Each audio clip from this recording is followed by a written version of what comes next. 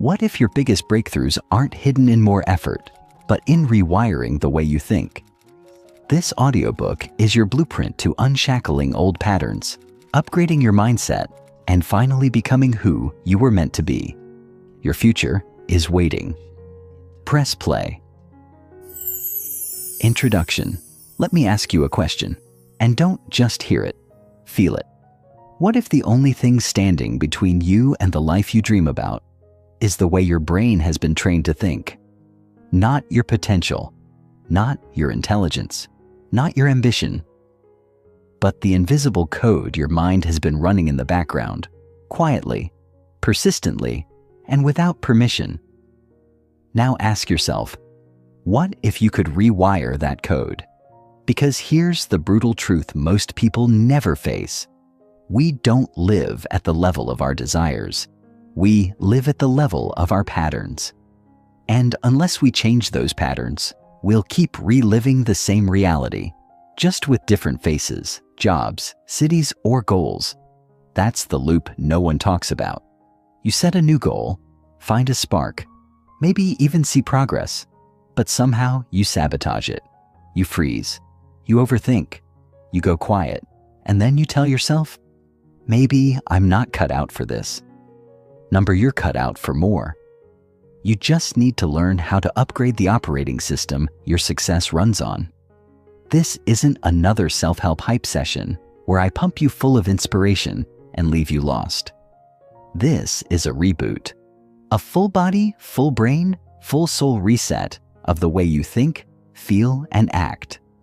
And it starts with understanding what it means to truly rewire your mind. Rewiring means identifying the deep-rooted beliefs you didn't even choose, challenging the stories that shaped you but no longer serve you, and consciously replacing them with thought patterns that are designed to create expansion instead of fear. It means no longer reacting out of default and finally choosing with intention. It means no more waiting for the perfect moment, the right time, or permission. It means becoming the version of yourself that doesn't just dream about success, but actually embodies it. Here's why this matters. Mindset isn't just one piece of the puzzle. It's the whole damn picture. It's not just part of your success. It's the foundation everything else is built on. You can have all the strategies, tools, vision boards, and hustle. But if your mind is wired for survival instead of growth, for doubt instead of self-trust, for familiarity over freedom, you will sabotage your success every single time. It won't matter how hard you try, because your subconscious is more powerful than your willpower. And until you train it to work with you, not against you, you'll keep circling the same mountain and calling it fate. In this audiobook, we're not here to just talk about mindset like it's some vague, fluffy concept. We're going to make it real. You'll learn how your brain forms beliefs, how your nervous system responds to fear, how your identity gets shaped by your past, and more importantly, how to break free from all of it. You'll get raw truths, actionable tools, and step-by-step practices you can actually use, not just in the good times, but especially when you're tired, triggered, and ready to give up. This is real talk for real people who are ready for real change. So, if you're tired of surface-level fixes, if you're done reading one more Motivation Monday post that leaves you feeling more broken than before, if you're ready to stop chasing potential and start activating it, this is your invitation. This is not self-help as usual. This is a mindset revolution, a neural upgrade, a call to burn the blueprint of who you were told to be and build the one you were born to become. Are you ready? Good. Because the next version of you isn't waiting. It's already inside you, wired and ready. You just have to flip the switch. Chapter 1. Your brain on autopilot? The brain's default mode, efficiency over growth. We've all had that moment when we wake up, get out of bed, and drift into the motions of the day with little conscious thought. From brushing your teeth, to checking your phone, to driving to work, these tasks are performed almost automatically, without any significant mental effort. Have you ever noticed that you can get through a day and barely remember some of the routine things you've done? It's as though you were operating on autopilot. You didn't actively decide to perform each task, yet you did it, without thinking much about it. You probably didn't stop to ask yourself, why am I doing this? What's the purpose of this task? You simply did it because your brain is wired for efficiency, not intentional, purposeful growth. The human brain, designed for survival, doesn't like to waste energy. It thrives on routine and predictability, which is why autopilot mode becomes the default. Imagine this. Your brain has thousands of decisions to make each day, and if it were to consciously think through every little task, every choice, every move, it would burn through an enormous amount of energy. So instead of thinking about every action, your brain simplifies things by automating them.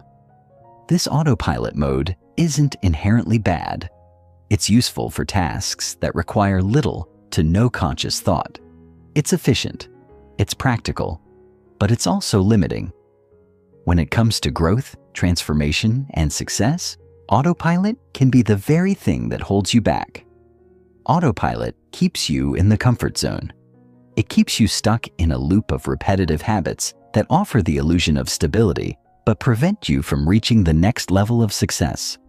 When you're stuck on autopilot, you're not making conscious decisions to move forward. You're not intentionally designing your life, your career, or your mindset. You're simply reacting to the world around you, rather than actively shaping it. And here lies the fundamental issue with living on autopilot. It is rooted in the past. Every decision your brain makes is based on your previous experiences, your previous beliefs, and your previously established habits. It's not thinking about the future. It's stuck in the patterns of the past, and those patterns are often outdated, limiting, and self-sabotaging. Your brain's programming, a product of your past.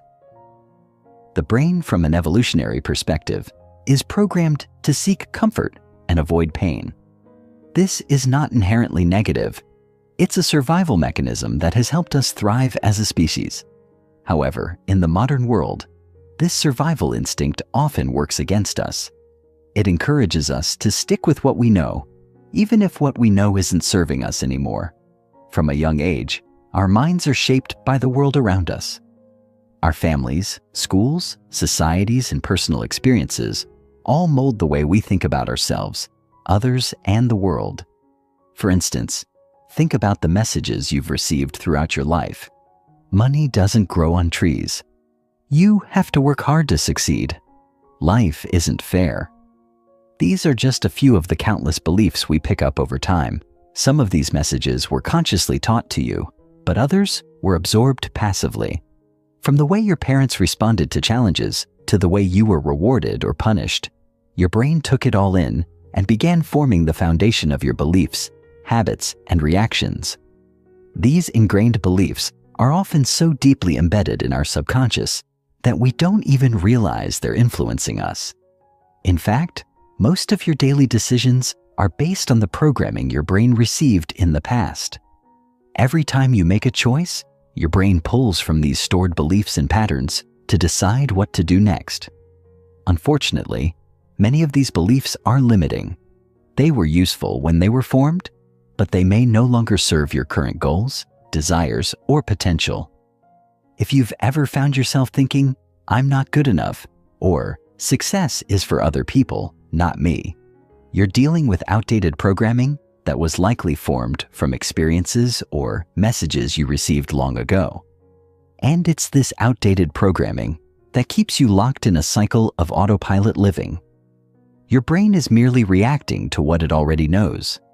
It doesn't know how to break free from the cycle, and it doesn't automatically seek out new information or behaviors unless you make a conscious decision to change. This is where the power of rewiring your mind comes in. You have the ability to change the programming that's limiting you. But first, you need to recognize that you are on autopilot, recognizing the autopilot moments.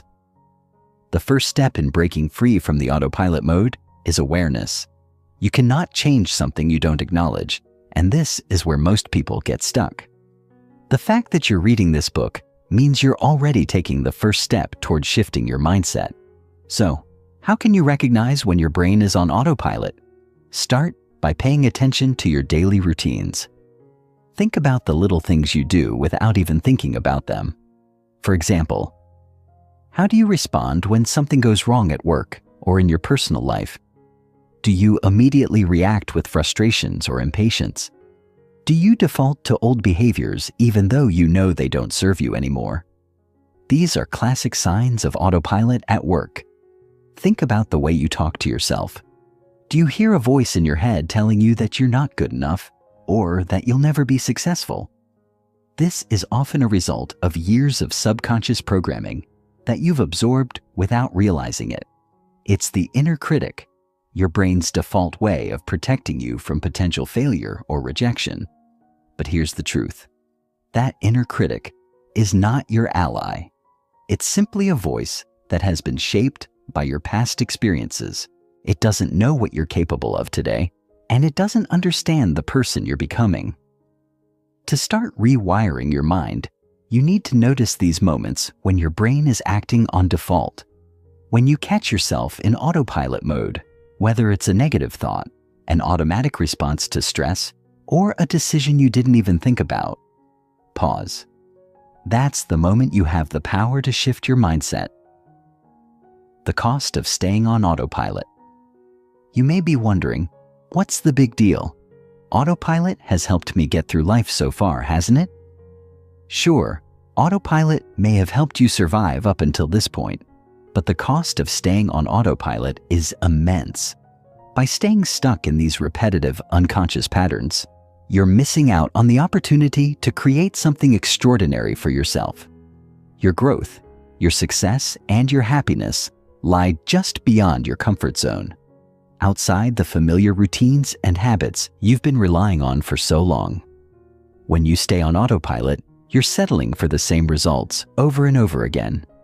You're not pushing yourself to be better. You're not challenging yourself to evolve. You're not breaking free from the limits of your past. But here's the good news. You don't have to stay stuck in autopilot mode. You can choose to take control. Rewiring your brain doesn't mean rejecting everything you've learned. It doesn't mean you have to discard your past or your values. It simply means that you're going to become more intentional. You're going to begin consciously making decisions that align with your future, not your past. The power of conscious choice.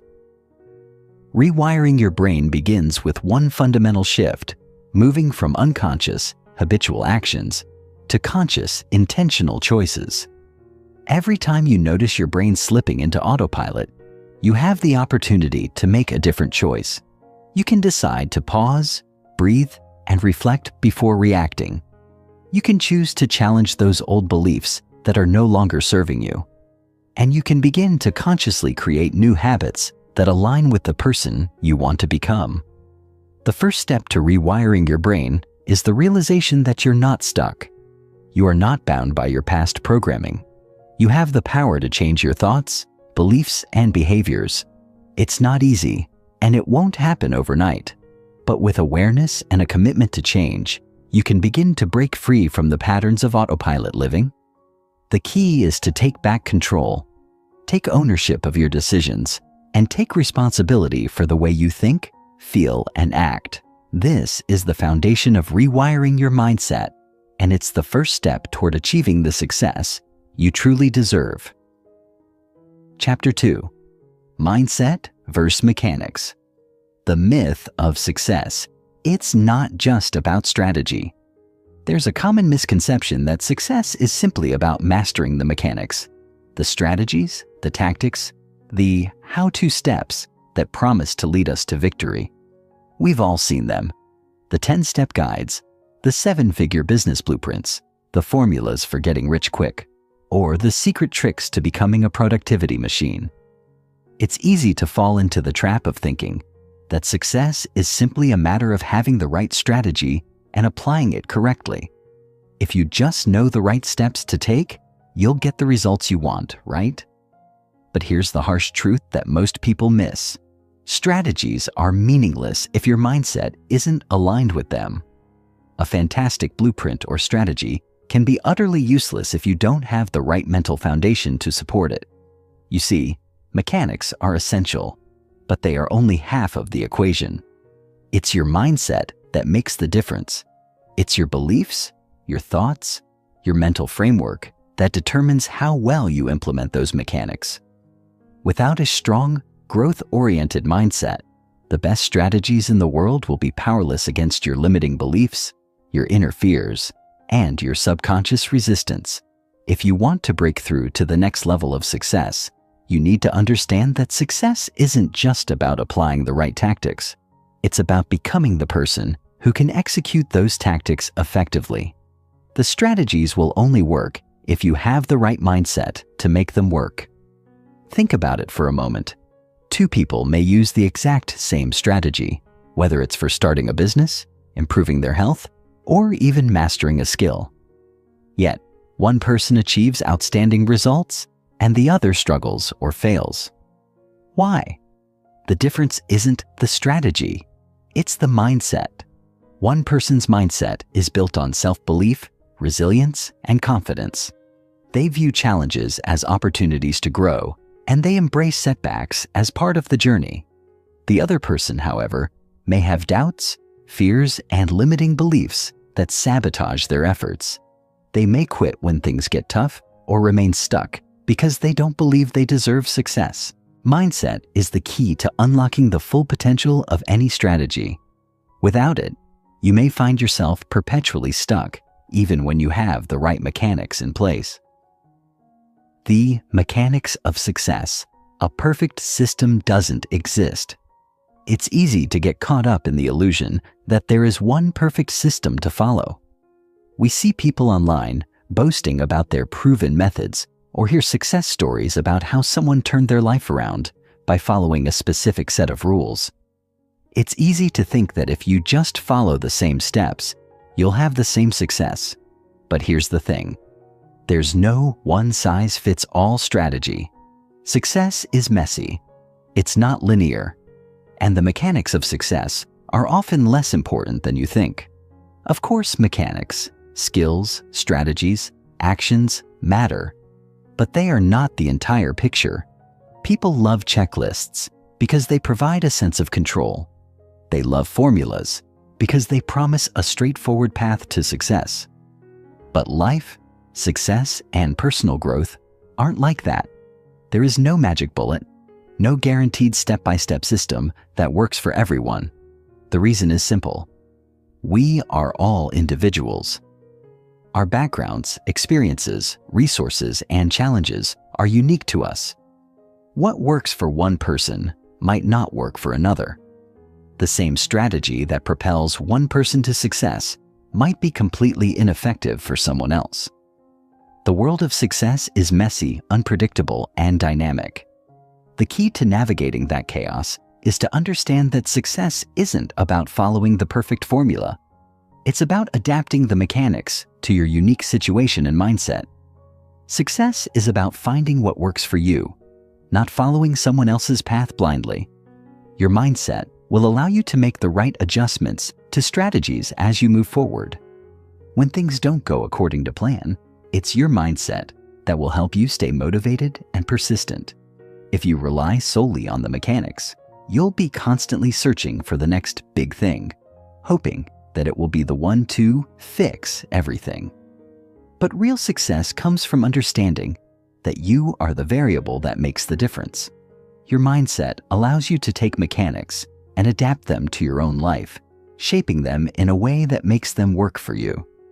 Without that ability, even the best strategies will fail. Mindset, the amplifier of action.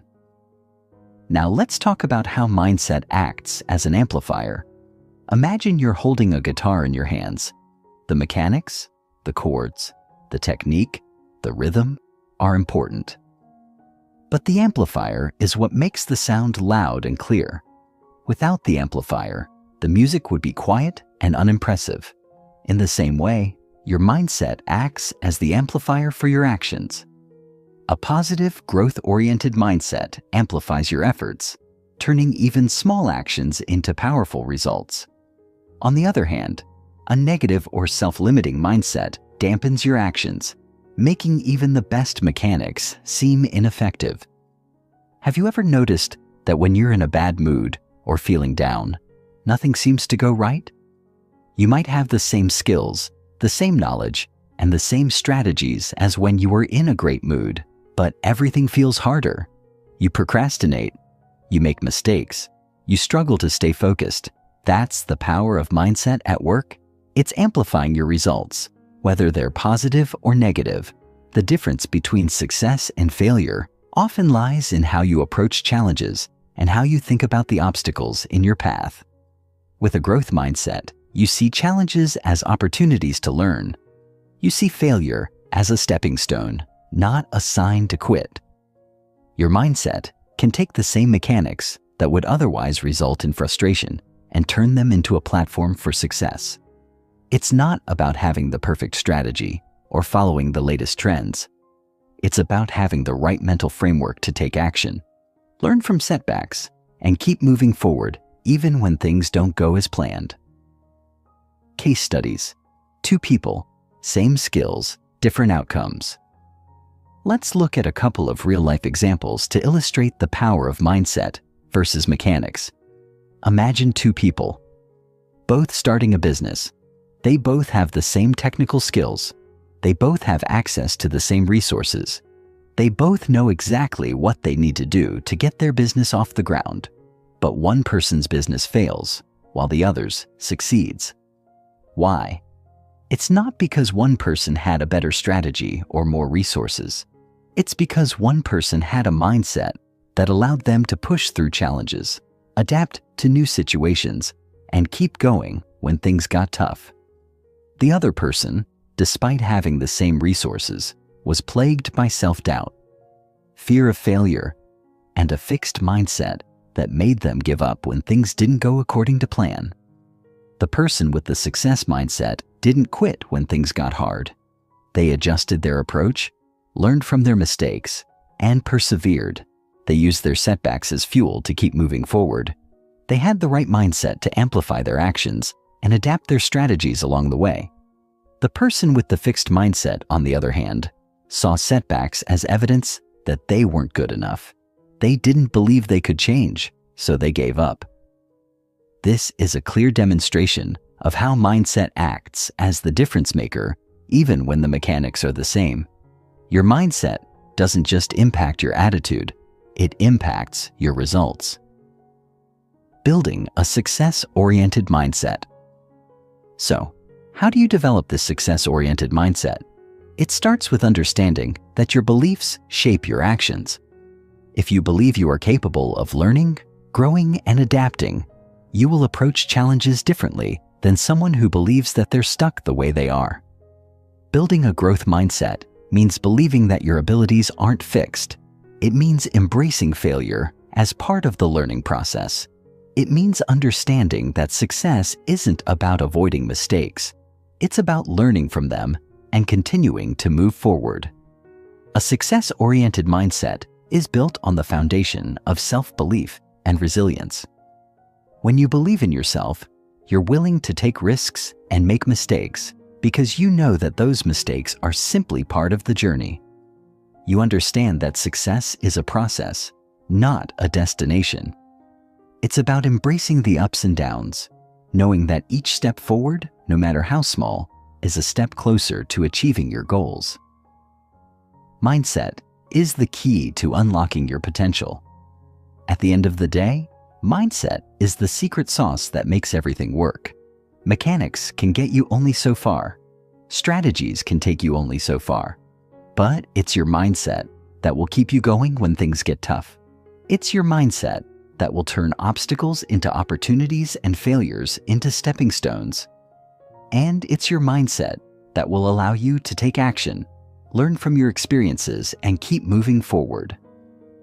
So, ask yourself, what is the story you're telling yourself? Is it a story of possibility and growth? Or is it a story of limitation and fear? You have the power to rewrite that story, starting right now. The first step is recognizing that success isn't just about following the perfect formula. It's about creating the right mindset, one that amplifies your actions, adapts to challenges, and allows you to step into your full potential. Chapter 3. The origins of your programming. The foundation of your beliefs, childhood, culture, and conditioning. From the moment we're born, we start absorbing information, forming beliefs, and picking up patterns about the world around us. The people we interact with, the stories we hear, the environment we grow up in, these all play a massive role in shaping who we become. And yet, most of us go through life without fully understanding the profound impact these early influences have on our thinking, behavior, and decision-making. We've all heard the saying, "You are the sum of the 5 people you spend the most time with." But let's take that one step further. You are also the sum of the culture, environment, and experiences that have shaped you from the very beginning. This includes the messages you received as a child, whether they were direct or subtle, about what is possible for you, what you deserve, and what you can achieve, from the way your parents spoke to you, to the beliefs you picked up from your community and society. Everything influences the person you are today. These early programming experiences form the foundation for how you view the world, how you respond to challenges, and what you believe is possible for your future. Your belief system, the lens through which you see life, is a product of years of subtle and not so subtle conditioning. And most of this conditioning happened before you even knew what was going on. Think back to your childhood. What did you hear about money, success, love, and failure? Was it that money doesn't grow on trees, or you have to work hard to make something of yourself? Were you told that you'd never be good enough, or perhaps that you could do anything you set your mind to? The messages you internalized growing up formed the bedrock of your current mindset. Many of us carry these beliefs forward unconsciously into adulthood, as if they're the gospel truth, and as a result, they shape everything from how we approach opportunities to how we respond to failure. If you grew up in an environment that was focused on scarcity, you might carry an unconscious belief that success is hard to achieve, or that money is something that has to be earned through struggle. If your family was full of achievers who reinforced the idea that success was tied to hard work and determination, you may believe that success only comes through relentless effort, and you may also believe that if you're not constantly busy, you're somehow failing. All of these beliefs, whether limiting or empowering, become hardwired into your mind and become the baseline from which you operate in your adult life. The thing is, most of us aren't aware of the powerful programming that took place in our formative years. And without awareness, we can't change these beliefs. The first step in rewiring your mind for success is understanding where these beliefs came from and how they still influence your actions today. The invisible rules you didn't know you were following. As we grow older, we begin to form our own beliefs based on our life experiences. But these beliefs don't appear out of nowhere. They are rooted in the invisible rules that were set for us when we were young.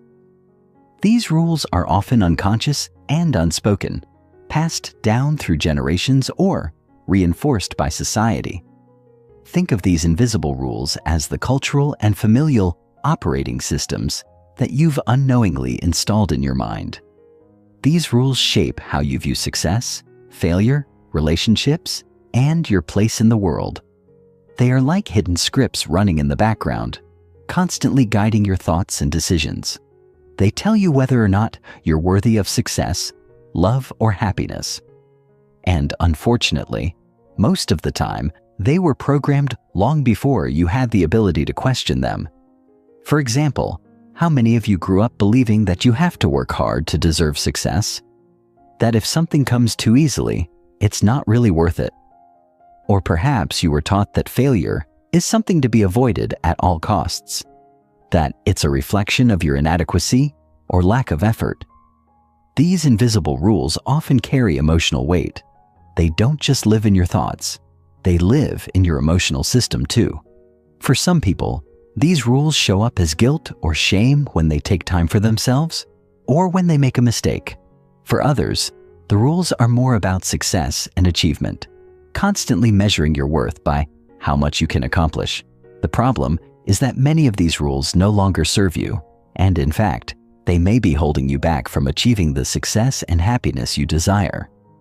But because they are deeply ingrained in your subconscious, it can be incredibly difficult to recognize them, let alone challenge or change them. The conditioning that shapes your identity. Your identity, the way you see yourself in the world, is built upon years of conditioning. The messages you received in childhood, the experiences you had, and the culture you grew up in all contribute to shaping your sense of self. This identity becomes the lens through which you interpret everything in life. For example, if you were constantly told that you were lazy or not good enough, you might have internalized that as part of your identity. You might have developed a belief that success is something that other people can achieve, but not you. If you were told that you needed to be perfect in order to be loved or accepted, you might carry that belief into adulthood, constantly striving for perfection and feeling unworthy of success unless everything is flawless. This sense of identity, these beliefs about who you are and what you deserve, become the foundation upon which you build your life. Your identity shapes how you make decisions, how you take risks, and how you react to setbacks. If you identify as someone who is lazy or unmotivated, you will unconsciously avoid opportunities that challenge you to grow. If you identify as someone who is successful and capable, you will step confidently into opportunities, knowing that you have what it takes to succeed. The key here is understanding that your identity is not fixed. It is not a permanent, unchangeable truth. Your identity is shaped by your beliefs and experiences, and you have the power to reshape it. If your current identity doesn't align with the success you want to achieve, then it's time to reprogram it. And that starts with understanding where it came from and how it's been shaped over the years. Exercise. Uncover the stories driving your decisions. In order to rewire your mindset and create lasting success, you need to first uncover the stories that you've been telling yourself about who you are and what you're capable of. These stories are often so deeply embedded in your subconscious that you don't even realize they're there, but they are shaping your decisions and your behavior every single day. Take a moment and reflect on the following questions. What are the beliefs you hold about yourself that might be limiting your success? Are there patterns in your life that seem to repeat, no matter how hard you try to change them? Do you find yourself avoiding certain actions or opportunities because of fear, doubt, or past failures? Once you have a sense of the stories you've been telling yourself, you can begin to challenge them. Ask yourself, are these beliefs true? Do they still serve me? And what would be possible if I let them go? Often, the beliefs that hold us back are rooted in past experiences or teachings that no longer apply to our lives. By rewriting these stories, you can break free from the limitations they impose on you. This exercise is the first step in freeing yourself from old conditioning and creating new, empowering beliefs that will propel you toward the success you desire. Rewriting your story. The power of awareness. The power of awareness cannot be overstated. Once you recognize the beliefs, conditioning, and stories that have been running the show in your life, you can begin the process of rewriting them. The first step is simply acknowledging what's there.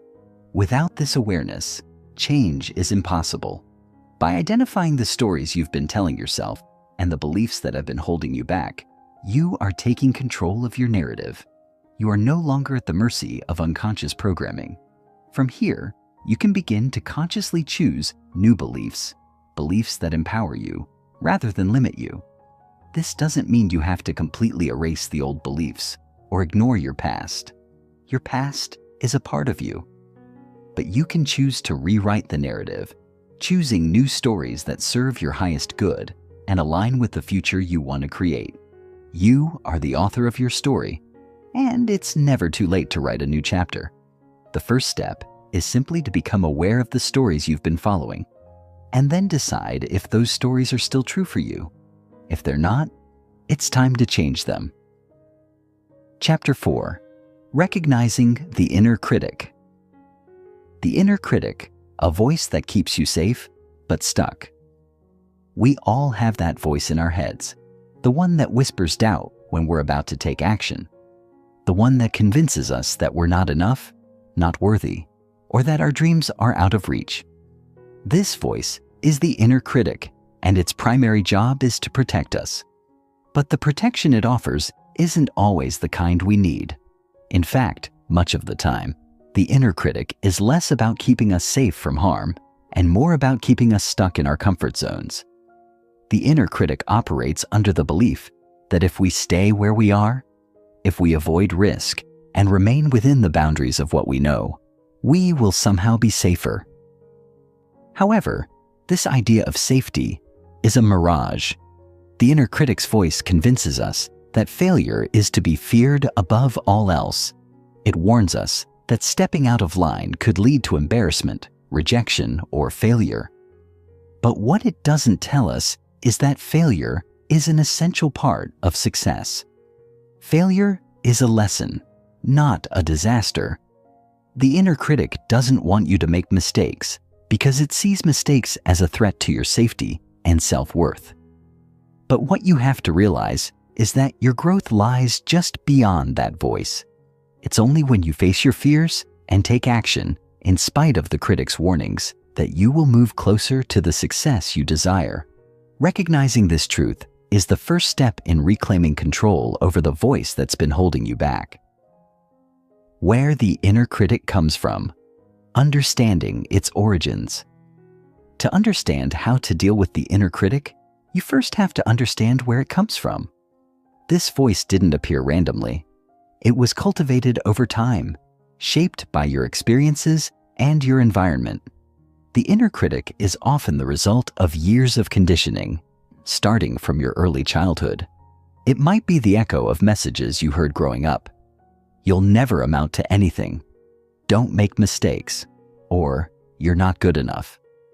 These messages, whether explicitly stated or subtly implied, form the basis for the beliefs that the inner critic now amplifies. If you grew up in an environment where perfection was expected and failure was met with punishment or disappointment, your inner critic might have developed as a defense mechanism to avoid making mistakes. Alternatively, if you were often told that you weren't worthy or that your efforts were never enough, your inner critic could have formed as a means of reinforcing those feelings of inadequacy. The inner critic thrives on the negative beliefs you hold about yourself. Its foundation is built on self-doubt, fear, and limiting beliefs that were often formed in childhood, but it continues to influence your actions and thoughts as an adult. This is why recognizing the inner critic's origins is so powerful. It allows you to detach from these false beliefs. The critical voice in your head may have been shaped by past experiences, but it doesn't define who you are or what you're capable of now. Acknowledging its roots helps you understand that the critic isn't an inherent part of you. It's an external influence, one that can be reprogrammed and ultimately silenced.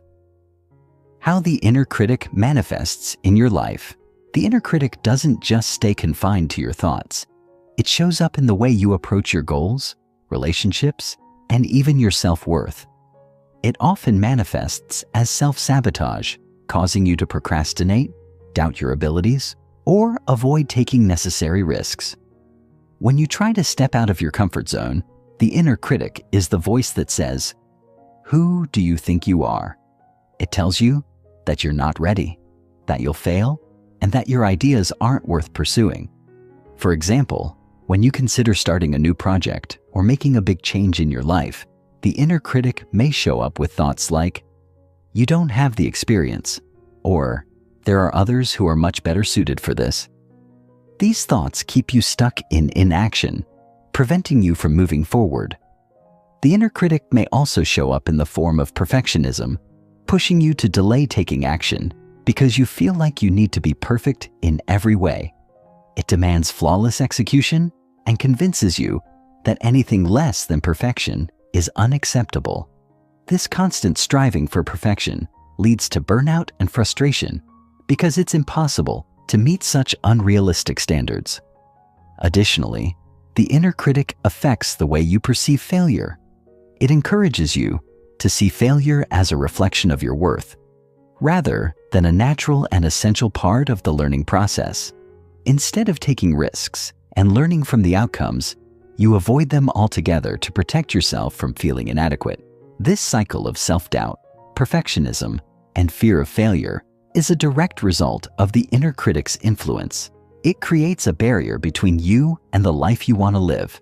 The key to overcoming this barrier is not to silence the critic entirely, but to reframe it. Recognize it for what it is, an outdated voice from your past, one that can no longer hold sway over your present and future. Silencing the inner critic, rewiring your mindset.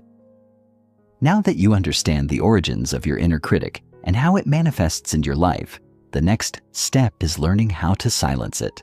This doesn't mean eliminating it entirely, because the inner critic's voice will likely never disappear completely. But it does mean learning to disempower it so that it no longer controls your decisions or actions. One of the first strategies for managing the inner critic is to separate yourself from the critic's voice. Start by identifying when it shows up and noticing the specific messages it's sending. Is it criticizing your appearance, your work, your ideas, or your worth? Recognize these messages as the old patterns of thought that they are, patterns that no longer serve you. Instead of believing these messages, begin to question their validity. Ask yourself, is this thought true? Is this thought helping me move forward? What evidence do I have that contradicts this thought? When you start to look at the critic's messages with curiosity and skepticism, it loses its power over you. Another powerful way to silence the inner critic is by creating a new internal narrative. Instead of accepting the negative self-talk, challenge it with positive affirmations and empowering beliefs. For instance, if the inner critic tells you you're not good enough, counter that thought with, I am more than enough, and I am capable of achieving my goals. Affirmations are not just empty words. They are a way to reprogram your subconscious mind and replace the limiting beliefs that the inner critic tries to impose. Additionally, practice self-compassion. Instead of harshly criticizing yourself when you make a mistake, treat yourself with the same kindness and understanding that you would offer to a friend. Understand that mistakes are not failures, but rather opportunities for growth. Self-compassion diminishes the power of the inner critic because it allows you to accept yourself as you are, flaws and all. Turning the inner critic into a teacher. The inner critic doesn't have to be your enemy. In fact, when you learn to reframe its voice, it can become a powerful tool for growth. Instead of letting the inner critic keep you paralyzed in fear, you can use it as a guide to understand your deeper fears and limiting beliefs. For instance, if the critic is telling you that you're not good enough, it might be a sign that you're stepping outside of your comfort zone and challenging an old belief that no longer serves you. Rather than suppressing this voice, you can ask yourself what this criticism is trying to teach you. What fear is it bringing to the surface? What belief is it challenging? By viewing the inner critic as a messenger rather than a foe, you can shift your perspective and use its presence to fuel your growth. You can also use the critic's energy as motivation. When it tells you that you're not good enough or that you'll fail, you can take that energy and channel it into action. Instead of retreating in fear, you can respond with determination and resolve. The inner critic's energy, when redirected, can become a driving force that propels you forward. Chapter 5. Break the loop. The power of negative thought patterns. Have you ever felt trapped in your own mind, like you're caught in an endless cycle of negative thoughts? These thoughts play on repeat, and no matter how hard you try, they never seem to fade away. You find yourself running through the same fears, doubts, and insecurities. The truth is, you're not imagining it. Your brain has a tendency to reinforce habitual thought patterns, especially when those patterns are negative. This is often referred to as a cognitive loop, a continuous automatic cycle of thinking that influences how you see yourself, your abilities, and your world. Over time, these loops can become so ingrained that they feel like second nature. It's as though your brain automatically goes down the same path every time, reinforcing your limiting beliefs and fears. But here's the secret. These loops are just habits, not truths. And just like any habit, they can be broken. When you let negative thought loops go unchecked, they begin to distort your perception of reality. They make you believe that failure is inevitable, that you're not good enough, or that success is out of reach. These thoughts limit your potential and hold you back from achieving your goals. The key to breaking free from these cycles is to first recognize them for what they are, habits of the mind that no longer serve you. Once you identify them, you can start disrupting them and replace them with more empowering thoughts. Rewiring your mindset begins with challenging the automatic patterns that keep you stuck in negative thinking. Disrupting negative loops, the power of pause. The first step to breaking these negative loops is to disrupt them before they gain momentum. And the best way to do this is through the power of pause. Instead of automatically reacting to a negative thought, take a moment to pause and observe it. This may sound simple, but it's incredibly powerful. Think of it like this. When you're standing in the middle of a busy intersection, cars are zooming by and everything feels chaotic. Your mind in that moment is running on autopilot, reacting automatically to everything around you. But when you step off the intersection and stand on the sidewalk, you can suddenly see everything from a calmer, more detached perspective. The same is true when you pause in the middle of a negative thought. You're no longer swept away by the storm of your emotions. Instead, you're observing them from a safe distance. Taking a brief moment to pause before reacting gives you the space to examine your thoughts objectively. It might only take a few seconds, but those seconds are powerful. In that moment of pause, you create a gap between the stimulus, the thought, and your reaction to it. This gap allows you to question the validity of the thought and decide whether it deserves your attention. Instead of spiraling into negative thinking, you gain control over your response. The key here is to become an observer of your thoughts rather than a passive participant in them.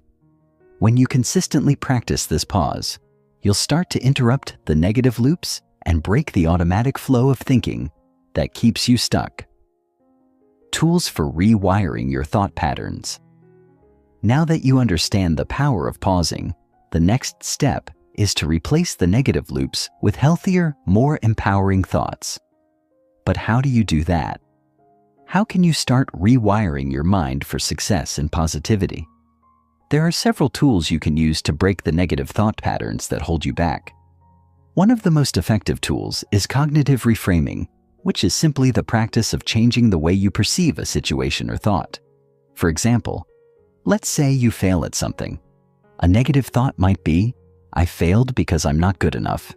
But cognitive reframing would involve shifting that thought to something more empowering, like, "I failed because I didn't approach this the right way, but now I know what to do differently next time." Reframing allows you to change your perspective and view setbacks as opportunities for growth, rather than evidence of your inadequacy. Another powerful tool for disrupting negative thoughts is breath work. It's impossible to underestimate the power of your breath in calming your mind and body. When you focus on your breathing, you anchor yourself in the present moment and interrupt the flow of negative thoughts. Simple breathing exercises, like deep belly breathing or box breathing, can activate the parasympathetic nervous system, which helps reduce stress and anxiety. When your body feels calm, your mind follows suit, making it easier to break free from negative loops. Lastly, journaling can be an incredibly effective way to break the loop. Writing down your thoughts allows you to externalize your feelings and gain clarity. When you write, you often realize that your thoughts aren't as concrete as they feel in your head. Putting them on paper makes them more manageable and gives you the space to question their truth. You might find that many of your negative thoughts are exaggerated or based on assumptions rather than facts. This realization can be incredibly liberating. Replacing the negative loop with empowering habits. Breaking the loop isn't just about disrupting negative thoughts in the moment. It's also about developing new, empowering habits that reinforce positive thinking. Once you've interrupted the cycle, it's essential to replace it with habits that support the mindset you want to cultivate. Start by practicing daily affirmations. These are positive statements that help reshape your beliefs and remind you of your worth. For instance, affirmations like, "I am capable of achieving my goals," or "I am deserving of success," can be a powerful antidote to the negative loops that tell you otherwise. Repeat these affirmations every morning and let them sink into your subconscious. The more you say them, the more they'll become part of your belief system. Another habit that supports mindset rewiring is visualization. Imagine yourself succeeding, overcoming challenges, and living the life you desire. The brain doesn't always distinguish between reality and vividly imagined experiences. So when you visualize your success, your brain begins to accept it as possible. This process helps to reinforce positive thought patterns and supports your efforts to break the negative loops. Lastly, create a gratitude practice. Gratitude is a powerful tool for shifting your mindset from scarcity to abundance. When you focus on what's going well in your life, you begin to rewire your brain to look for the positives rather than dwelling on the negatives. A daily gratitude practice can be as simple as writing down 3 things you're thankful for every day. This simple habit has the power to shift your perspective and break the cycle of negativity that holds you back. The path forward: keep disrupting, keep growing. Breaking negative thought loops is not a one-time fix. It's an ongoing process. The more you practice disrupting these loops and replacing them with empowering habits, the more you'll shift your mindset for lasting success. You'll begin to notice that your automatic thought patterns no longer revolve around fear and doubt. Instead, they'll be filled with possibilities, opportunities, and the belief that you are capable of creating the life you desire. As you continue to practice these tools and techniques, you'll find that your mind starts to rewire itself, naturally moving toward growth and success. The key is to stay committed to the process and keep challenging your old thought patterns. With time, persistence, and patience, you'll break free from the loops that have been holding you back and create a mindset that supports your highest potential. Chapter 6. The Belief Edit. What do you believe about success? Beliefs are the lenses through which we view the world. They shape how we interpret events, how we define our potential, and ultimately, how we act in pursuit of our goals. Yet many of us operate under beliefs that were never intentionally chosen, beliefs that were handed down by our parents, our culture, or past experiences. These beliefs often limit us, creating mental blocks that prevent us from reaching our full potential. Consider this: you may have an ingrained belief that success requires constant hustle, that you must work tirelessly to prove your worth, or that achieving big dreams is only for a select few. This belief might fuel your drive, but it also could lead to burnout and dissatisfaction. What if I told you that your beliefs about success, about effort, about what you're capable of, can be edited, just like editing a document on your computer? The truth is, beliefs are not fixed. They are editable. You can change them. And when you change your beliefs, you change your reality. Take a moment to think about your beliefs around success. How did they form? Were they modeled by the people you admired, or were they shaped by your past experiences, especially the ones that didn't go as planned? Many people hold on to the belief that success is a distant destination, a place where you arrive only after overcoming enormous hurdles. But that's a limiting belief. Success is not a singular point in the future. It's a continuous, evolving journey that unfolds over time. When you recognize that success doesn't have to be this unattainable peak, but rather an ongoing process, you create a belief system that empowers you to take more consistent, meaningful actions. Belief is the foundation of every achievement. It's the root from which success grows. Without shifting your beliefs, you'll continue to operate on autopilot, repeating patterns of behavior that won't bring you any closer to your goals. By editing your beliefs, you can rewrite the script of your life and unlock new levels of success that once seemed impossible. Replacing outdated beliefs with empowering ones. Now that you understand the importance of belief in shaping your reality, the next step is to start replacing those outdated limiting beliefs with more empowering ones. The first part of this process is identifying the beliefs that no longer serve you. These might include beliefs like, "I'm not good enough," "Success is for other people, not me," or "I have to do everything perfectly." These beliefs are like invisible chains, holding you back from stepping into your potential. Recognizing them is the first step, but acknowledging them is not enough. You have to actively challenge and replace them. To do this, you need to examine each belief and ask yourself, is this belief true? For example, if you believe you're not capable of achieving something, ask yourself, what evidence do I have that supports this belief? Have I ever done something similar before, or seen others accomplish it? Often, you'll find that the evidence doesn't match the belief. Most limiting beliefs are rooted in fear, past failures, or external pressures that have been internalized. They are not based on objective truth. They're based on perception. Once you identify the belief, you need to replace it with a new one that reflects a more empowering, truthful perspective. For instance, if your belief is, "I can never be successful because I don't have enough experience," you can replace it with, "Success doesn't require perfection. It requires action, learning, and growth." The key is to replace the old belief with something that is not just positive but also true.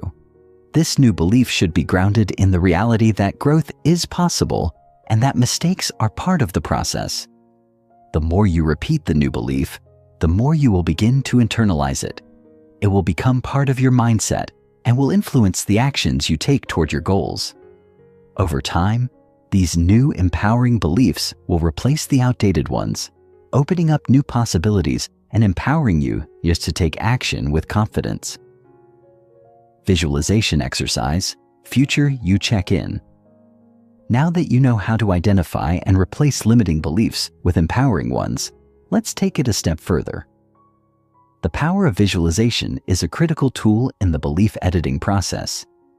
Visualization is not just about imagining success. It's about connecting with the future version of yourself, the person you are becoming. Visualization allows you to step into the shoes of your future self, seeing the success, confidence, and growth that you are capable of achieving. When you visualize this version of yourself, you begin to embody the belief that success is already happening. It becomes real in your mind, and when something feels real, it's easier to act in alignment with it. Here's how to perform a Future You Check-In. Close your eyes and take a few deep breaths. Picture yourself 5 years from now.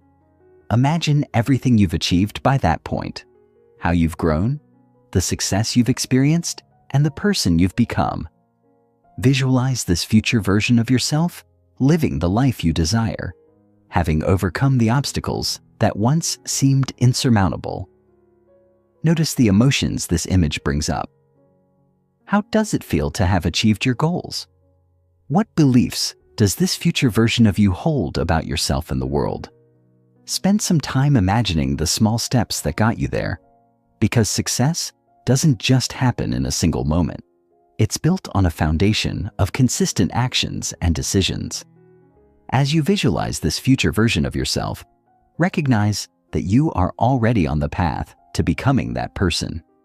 The only thing standing between you and your future success is the beliefs you hold in the present moment. Once you connect with this future self, you can start adopting their mindset and beliefs today. By regularly checking in with your future self through visualization, you create a powerful connection to the version of you that is already successful, confident, and capable. This exercise can be a game changer in shifting your beliefs and transforming your mindset for success. Chapter 7. Upgrade your inner language: how self-talk shapes behavior. Language is more than just a tool for communication. It's the foundation upon which we build our thoughts, emotions, and ultimately, our actions. The way you talk to yourself matters more than you think. In fact, your inner language is the lens through which you interpret the world and make decisions. Have you ever found yourself thinking, "I can't do this," or "I'm just not cut out for this"?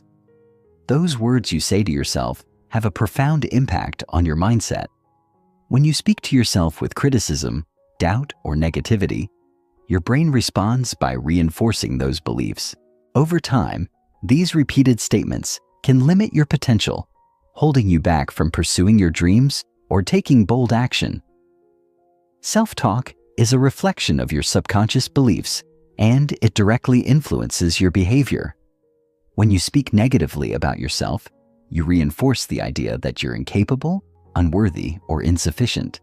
Conversely, when you speak to yourself with encouragement, kindness, and confidence, you begin to believe that you are capable of success. Your inner language is not just a passive element of your mindset. It is an active force that shapes the course of your life. Think about the last time you faced a challenge or had to step out of your comfort zone. What did you tell yourself in that moment?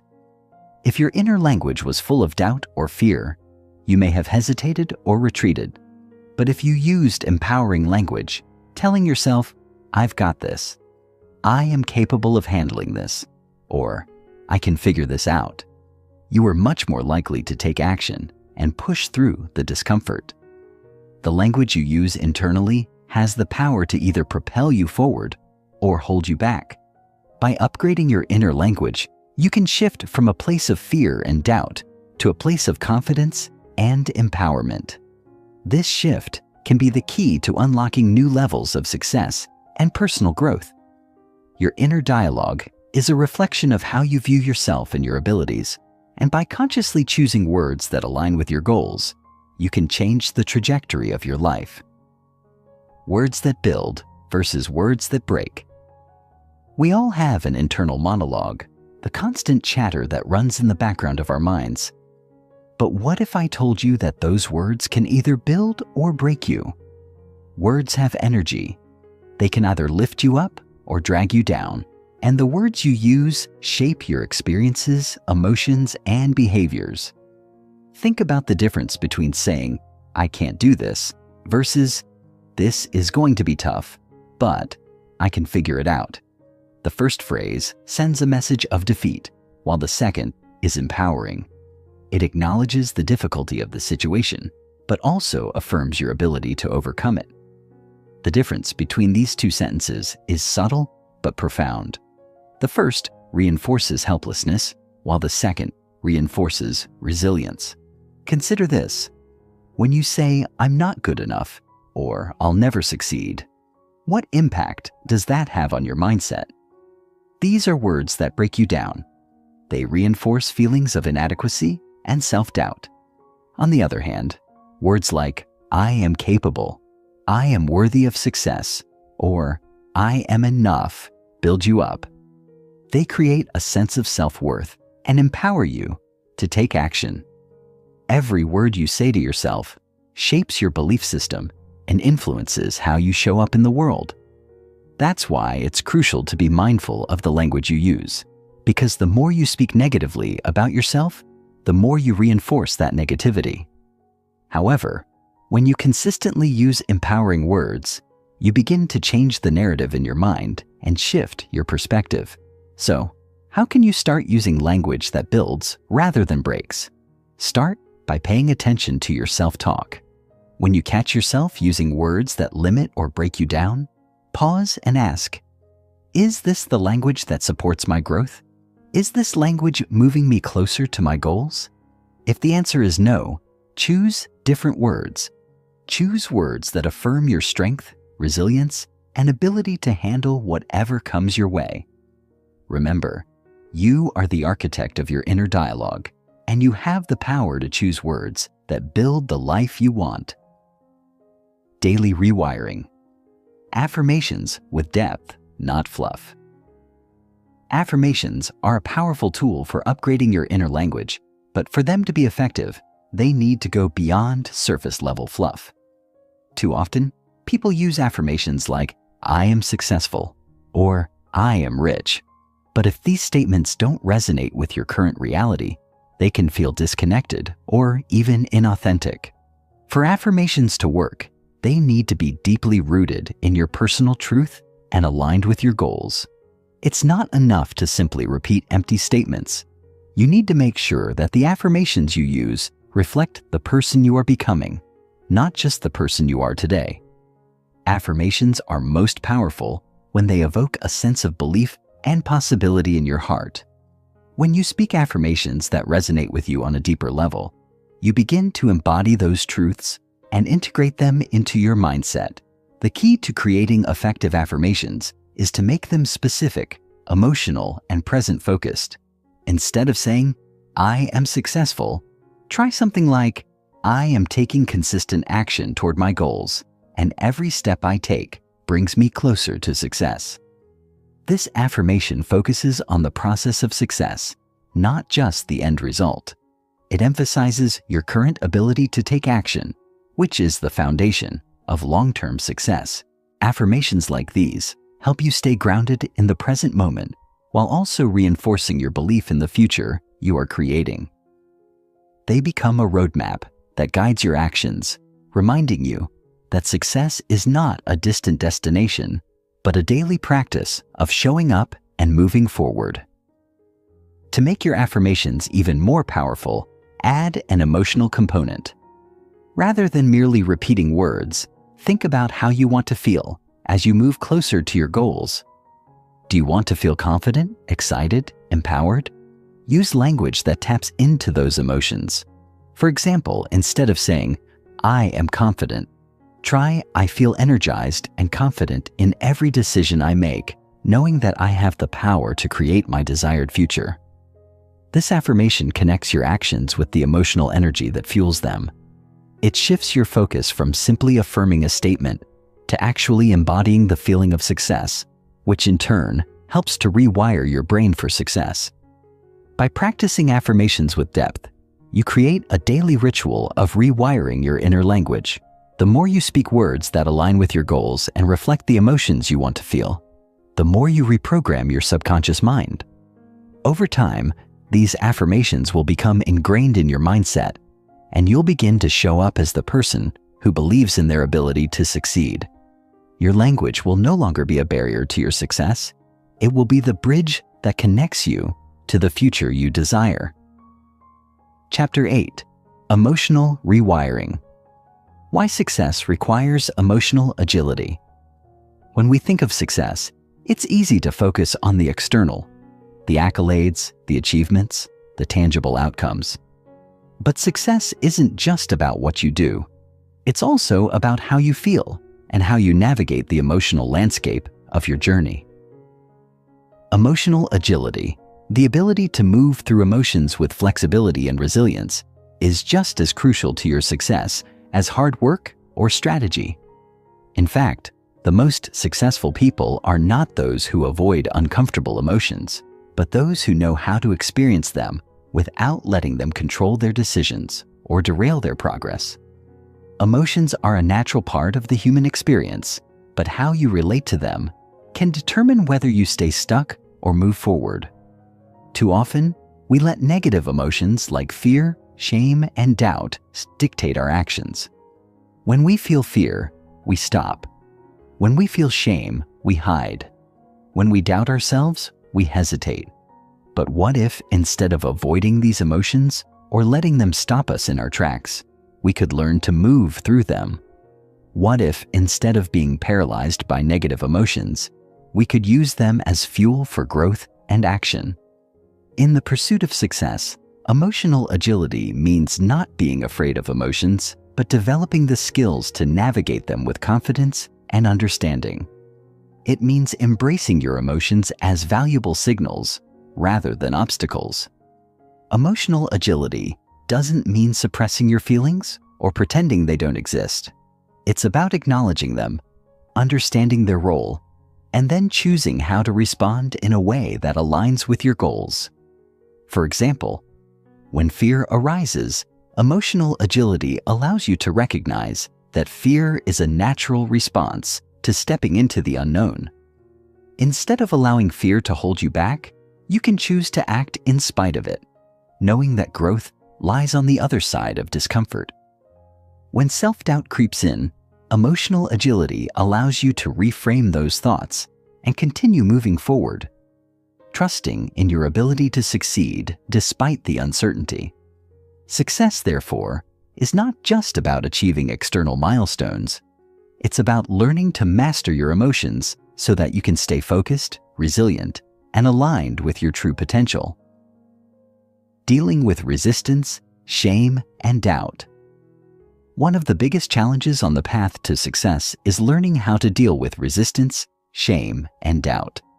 These emotions often arise when you push beyond your comfort zone, and if left unchecked, they can derail your progress. Resistance is the internal force that causes us to procrastinate, avoid, or retreat when faced with something difficult. It's the voice that tells us, "This is too hard," or "I'm not ready yet."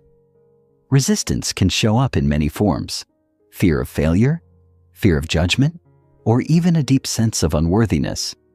Shame is the feeling that you're not enough, that you don't deserve success, or that you've done something wrong. It's the emotion that makes you want to hide or shrink when things get tough. Doubt, on the other hand, is the mental chatter that questions your abilities, your choices, and your future.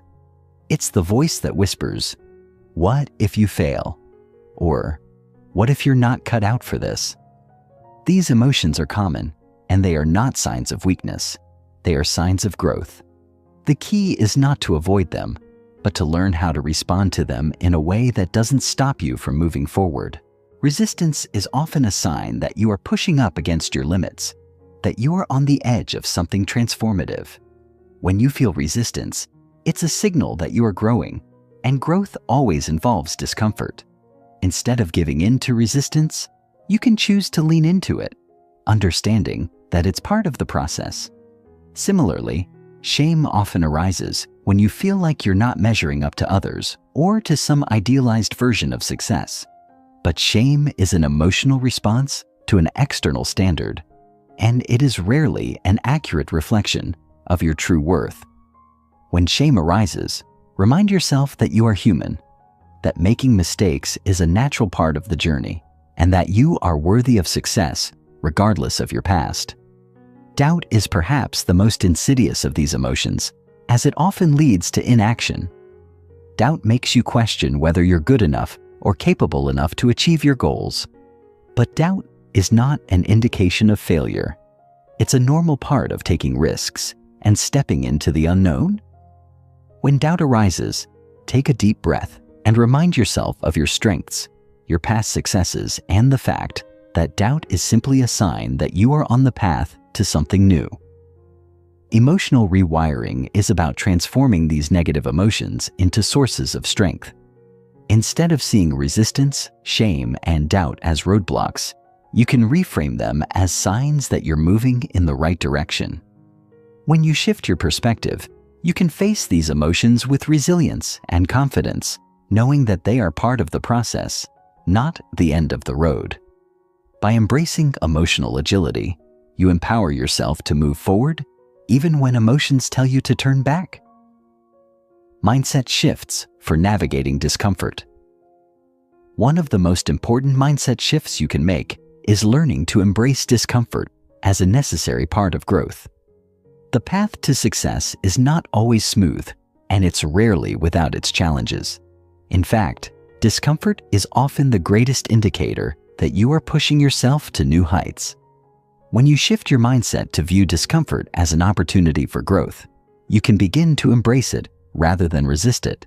Discomfort is a natural part of the learning process. It's the feeling that comes when you stretch beyond your current capacity and step into new territory. Whether it's taking on a challenging project, facing criticism, or navigating the fear of failure, discomfort signals that you are on the verge of transformation. Instead of seeing discomfort as something to avoid, you can start to see it as a sign that you are expanding your boundaries. When you face discomfort head-on, you build emotional resilience and confidence. Every time you push through discomfort, you reinforce the belief that you are capable of handling challenges and overcoming obstacles. This mindset shift is powerful because it allows you to move forward without being paralyzed by fear or self-doubt. You begin to see discomfort not as a threat, but as a signal of growth, a sign that you are on the right track.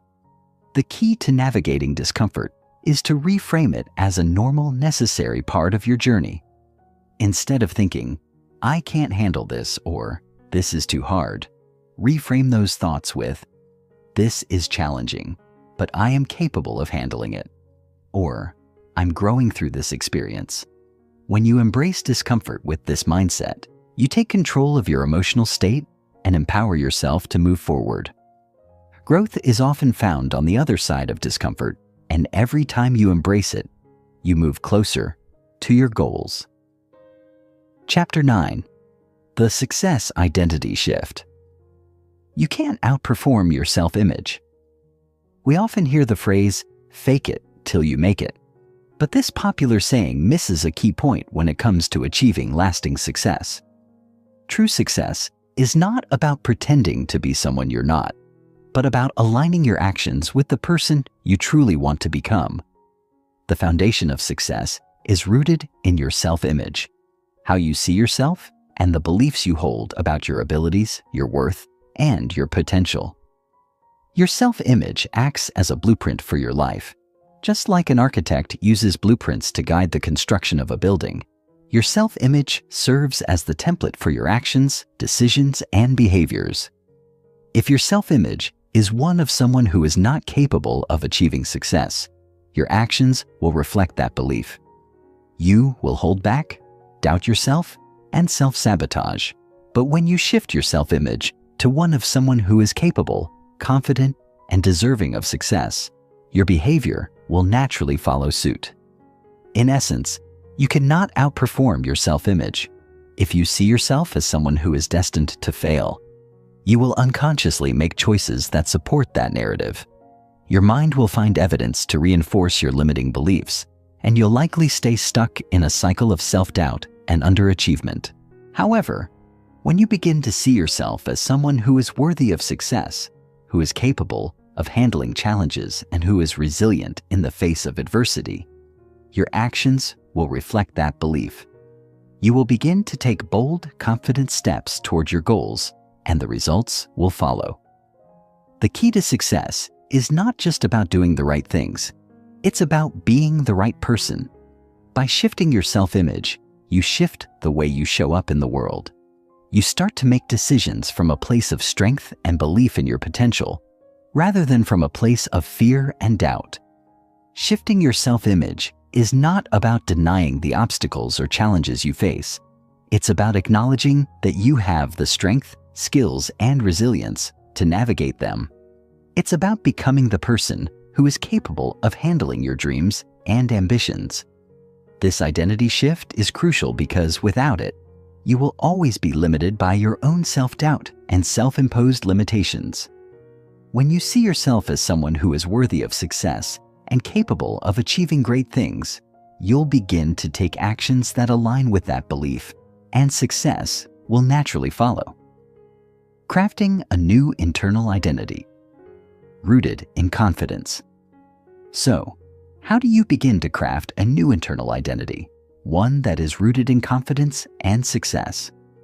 The first step is to let go of the old stories and beliefs that have been holding you back. These stories may have been created by past experiences, societal conditioning, or limiting beliefs that you've internalized over time. The good news is that you are not bound to these stories forever. You have the power to rewrite them and create a new narrative for yourself. To begin the process of shifting your identity, it's important to identify the limiting beliefs and negative stories you've been telling yourself. What have you believed about your capabilities, your worth, or your potential? Have you been telling yourself that you're not good enough, not smart enough, or not deserving of success? These beliefs are the foundation of your current identity, but they are not your truth. Once you've identified the limiting beliefs that have been shaping your self-image, it's time to reframe them with new, empowering beliefs. This doesn't mean simply pretending that everything is perfect or that challenges don't exist. Rather, it means adopting a mindset that acknowledges your worth and abilities, even in the face of challenges. For example, if you've been telling yourself that you're not good enough, you can reframe that belief to, "I am worthy of success, and I have everything I need within me to achieve my goals."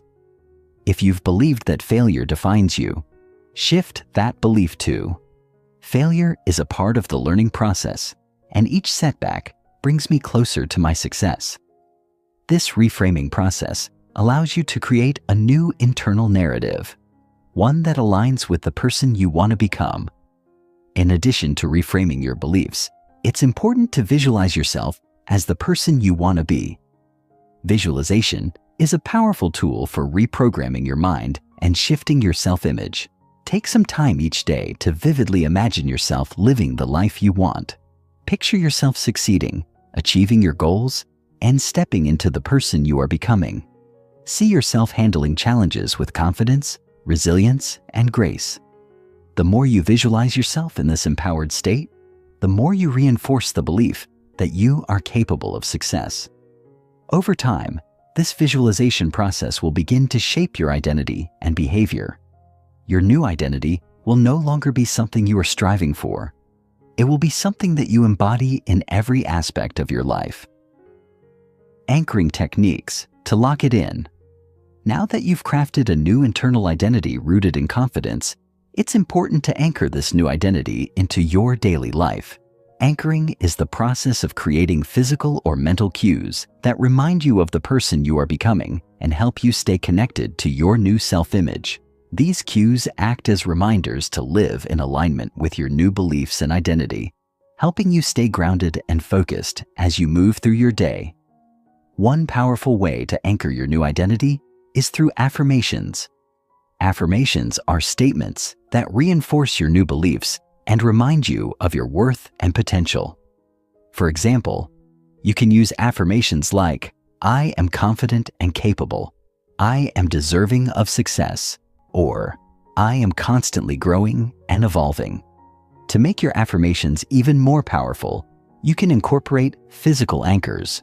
For instance, you might associate a specific gesture, a hand on your heart or a fist pump, with your affirmation. Whenever you repeat your affirmation, do this gesture so that the physical movement becomes tied to the empowering belief. Over time, this gesture will serve as a powerful trigger, reminding you of your new identity and helping you stay grounded in your confidence. Another way to anchor your new identity is by creating rituals or routines that support your new beliefs. For example, you might begin each morning by writing down your goals, visualizing your success, and repeating your affirmations. This morning ritual sets the tone for your day and helps you stay connected to your new identity from the moment you wake up. Similarly, you can create evening rituals that reinforce your progress and remind you of your successes, no matter how small. These rituals help solidify your new identity by keeping it at the forefront of your mind and integrating it into your daily life. Anchoring your new identity is crucial because it helps you stay consistent in your beliefs and actions, even when challenges arise. By consistently reinforcing your new identity, you create a strong foundation of confidence and self-assurance that will carry you through the ups and downs of your journey to success. Chapter 10. Habits that match your new mindset aligning routines with your upgraded self. Once you've reshaped your mindset and identity, the next crucial step is to realign your daily habits and routines with the new version of yourself. Why? Because your habits are the architecture that support or sabotage your transformation. Think of mindset as the internal engine and habits as the wheels that carry your life forward. You can't simply think your way into a new life. You must act your way into it again and again until those actions become part of who you are. The person you've upgraded into, confident, capable, driven, requires a system of habits that reflect and reinforce that identity. Too often, people try to leap towards success with old routines clinging to them like anchors. They attempt to change their lives while maintaining behaviors born from a mindset they've already outgrown. That mismatch creates tension, resistance, and eventual regression. But when your habits are aligned with your elevated mindset, they become a quiet force, pushing you forward without friction. To realign your routines, start by evaluating the daily patterns that shaped the old version of you. What time did you wake up? How did you start your mornings? What inputs were you feeding your brain? Social media, negativity, passive consumption? What actions did you avoid? Exercise, planning, difficult conversations, taking initiative. None of this is about shame. It's about radical honesty. Because without awareness, you'll unconsciously default back to old rhythms that are no longer serving your future. Your routines must now serve your new story. For instance, if you've upgraded your mindset to believe you are worthy of abundance and opportunity, but you still begin each day by scrolling through comparison-driven apps or diving into chaos without intention, you're unintentionally signaling to your brain that your upgrade was cosmetic, not foundational. Designing new routines starts with your mornings. How you begin your day matters far more than most people realize. Your morning routine should not just be productive, it should be empowering. It should awaken you, not just physically, but mentally. That doesn't mean cramming your mornings with an unrealistic checklist of 10 self-help practices. It means choosing a few intentional habits that ground you in your identity. This could be as simple as 3 deep breaths and a powerful affirmation before touching your phone, journaling your focus for the day, or stretching your body while listening to something uplifting. What matters is that it's done with presence and intention. Because routines done in alignment are less about what you do and more about who you become through doing it consistently. When your habits align with your new identity, they no longer feel like chores. They feel like rituals, sacred, energizing, and essential. Micro-habits that reinforce belief and momentum. When most people think of habits, they think big. Going to the gym for an hour every day? Reading a book a week? Starting a business and committing 3 hours a night to it? But here's the truth. It's not the big habits that rewire your life. It's the small, consistent micro-habits that quietly build momentum. Your identity isn't shaped by occasional heroic efforts. It's shaped by what you do consistently, especially when no one's watching.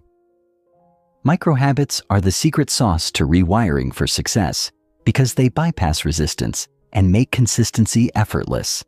They're so small, you have no excuse not to do them. And yet, they create disproportionate impact over time. Let's be real, motivation fades, it's fleeting. Discipline can be trained, yes, but it's not infinite. That's where micro-habits shine.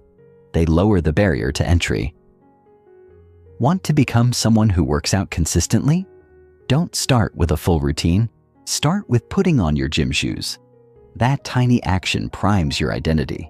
It tells your brain, I am someone who prioritizes my health. Want to become a writer? Start by writing 1 sentence a day.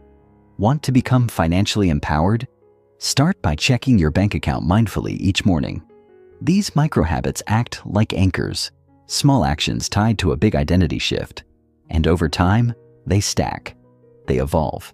1 push-up turns into 5, then 10. One journal entry becomes a morning ritual. One deep breath becomes a meditation practice. The key is starting with something so small, it's impossible to fail. The beauty of micro-habits is that they also create internal credibility. Every time you follow through, even in a tiny way, you send a powerful signal to your subconscious. I follow through. I do what I say I'll do. That credibility compounds. Suddenly, you're not chasing motivation. You're fueled by momentum. And momentum is the real engine of transformation. It's the quiet force that turns belief into behavior and behavior into identity. Micro-habits also remove the drama from the process. No more all or nothing pressure.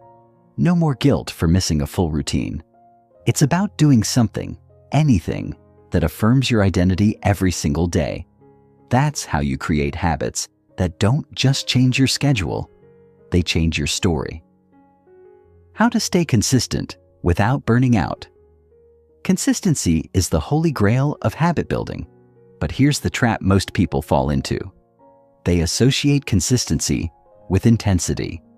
They believe that in order to succeed, they must go all in every day without fail.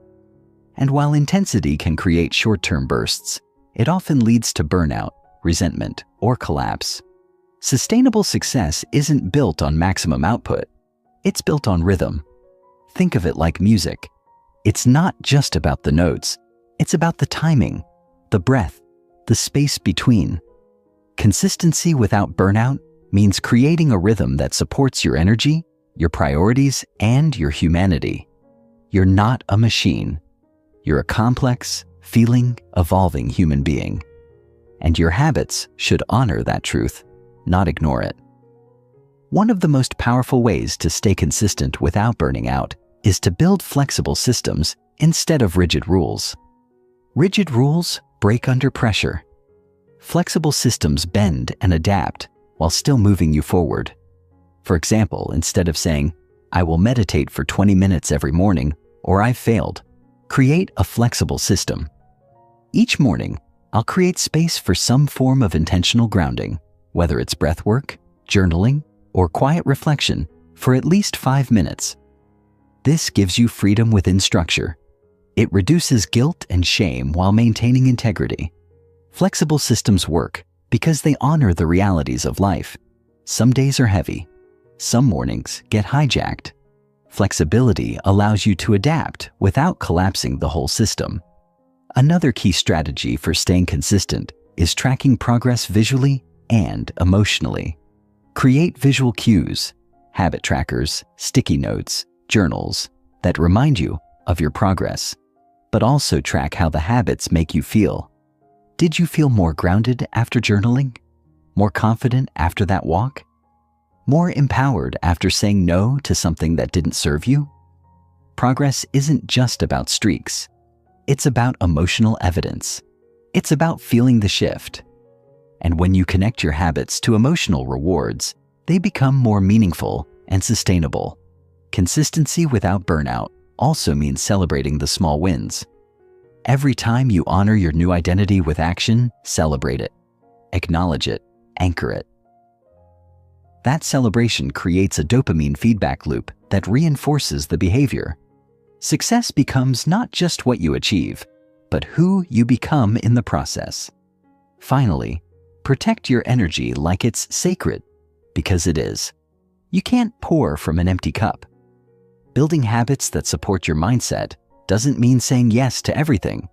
It means curating your inputs, protecting your peace, and creating boundaries around what truly matters. It's okay to rest. It's okay to reset. What matters most is that you always return, not perfectly, but powerfully. Because rewiring your life isn't about perfection. It's about persistence. And when your habits support your highest self, every day becomes an opportunity to honor that self, gracefully, intentionally, and unapologetically. Chapter 11, Rewiring Through Action as the Ultimate Belief Reinforcer. We've spent the last several chapters upgrading your mindset, reshaping your self-talk, shifting your identity, and building rituals that support the new you. But now comes the part most people skip. Action. Not action as a checkbox, not action when it's easy, but bold, intentional action even when your brain screams for comfort. Because here's the truth. Few mindset books want to tell you, nothing rewires your brain faster than doing the thing your old self would have avoided. You can reframe, affirm, journal, and visualize all day, but if you don't act, nothing sticks. Action cements belief. It proves to your subconscious that change is happening, not just being talked about.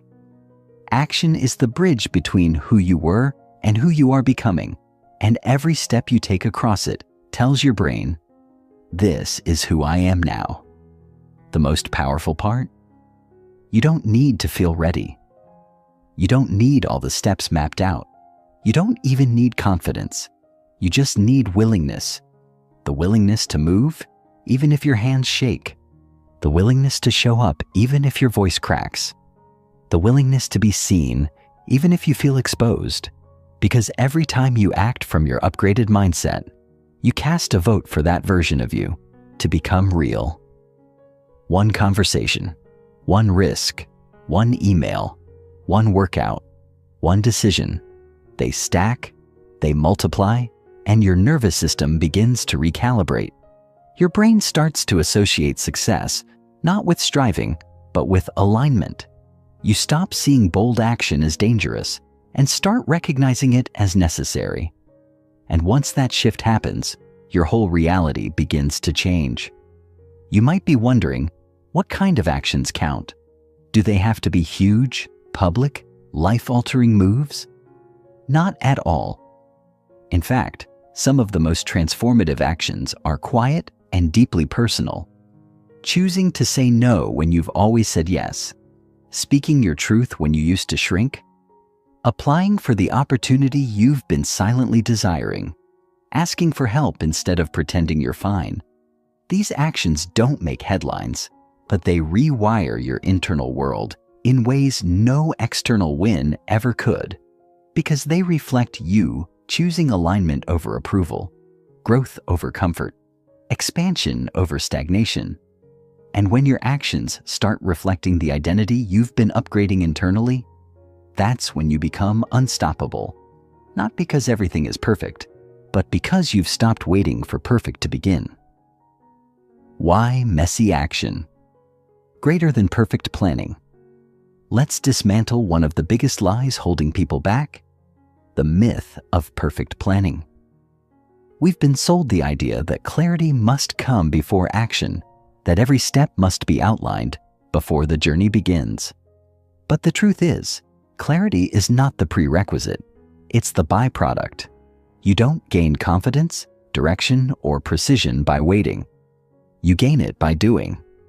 And not just any doing, messy, imperfect, uncomfortable doing. The kind of doing that gets your hands dirty, your ego bruised, and your courage activated. Because messy action is honest. It forces you to face the gap between what you know and what you actually apply. And it's in that gap, awkward, vulnerable, real, that the deepest rewiring takes place. Think about how we learn anything. You didn't learn to walk by researching the biomechanics of human movement. You took a step. You fell. You adjusted. Then you took another. Learning to walk was messy, but it was progress. Adults forget that. We convince ourselves we need another course, another book, another sign. But what we really need is movement. Not reckless, reactive motion, but grounded, imperfect steps forward. Messy action builds data. It gives your brain feedback. It lets you experiment, refine, and adjust. Planning, on the other hand, is safe. It feels productive but delays transformation. Because you can't rewire your beliefs through theory. You rewire them by proving again and again that your fears were wrong and your power is real. Of course, this doesn't mean plans are useless. It means plans should support action, not delay it. Start small if you must, but start. Send the pitch, record the video, post the idea, ask the question. Launch the thing. Make the call. Let it be messy. Let it be imperfect. Let it teach you. Because the sooner you move, the sooner you learn. And the sooner you learn, the sooner you grow. The people who succeed aren't always the smartest or most talented. They're the ones who move.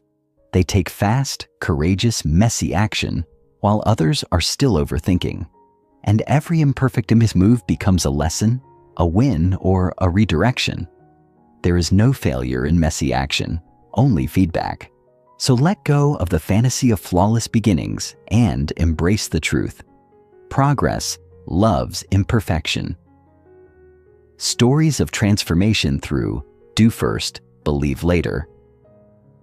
Let's bring this home with real proof.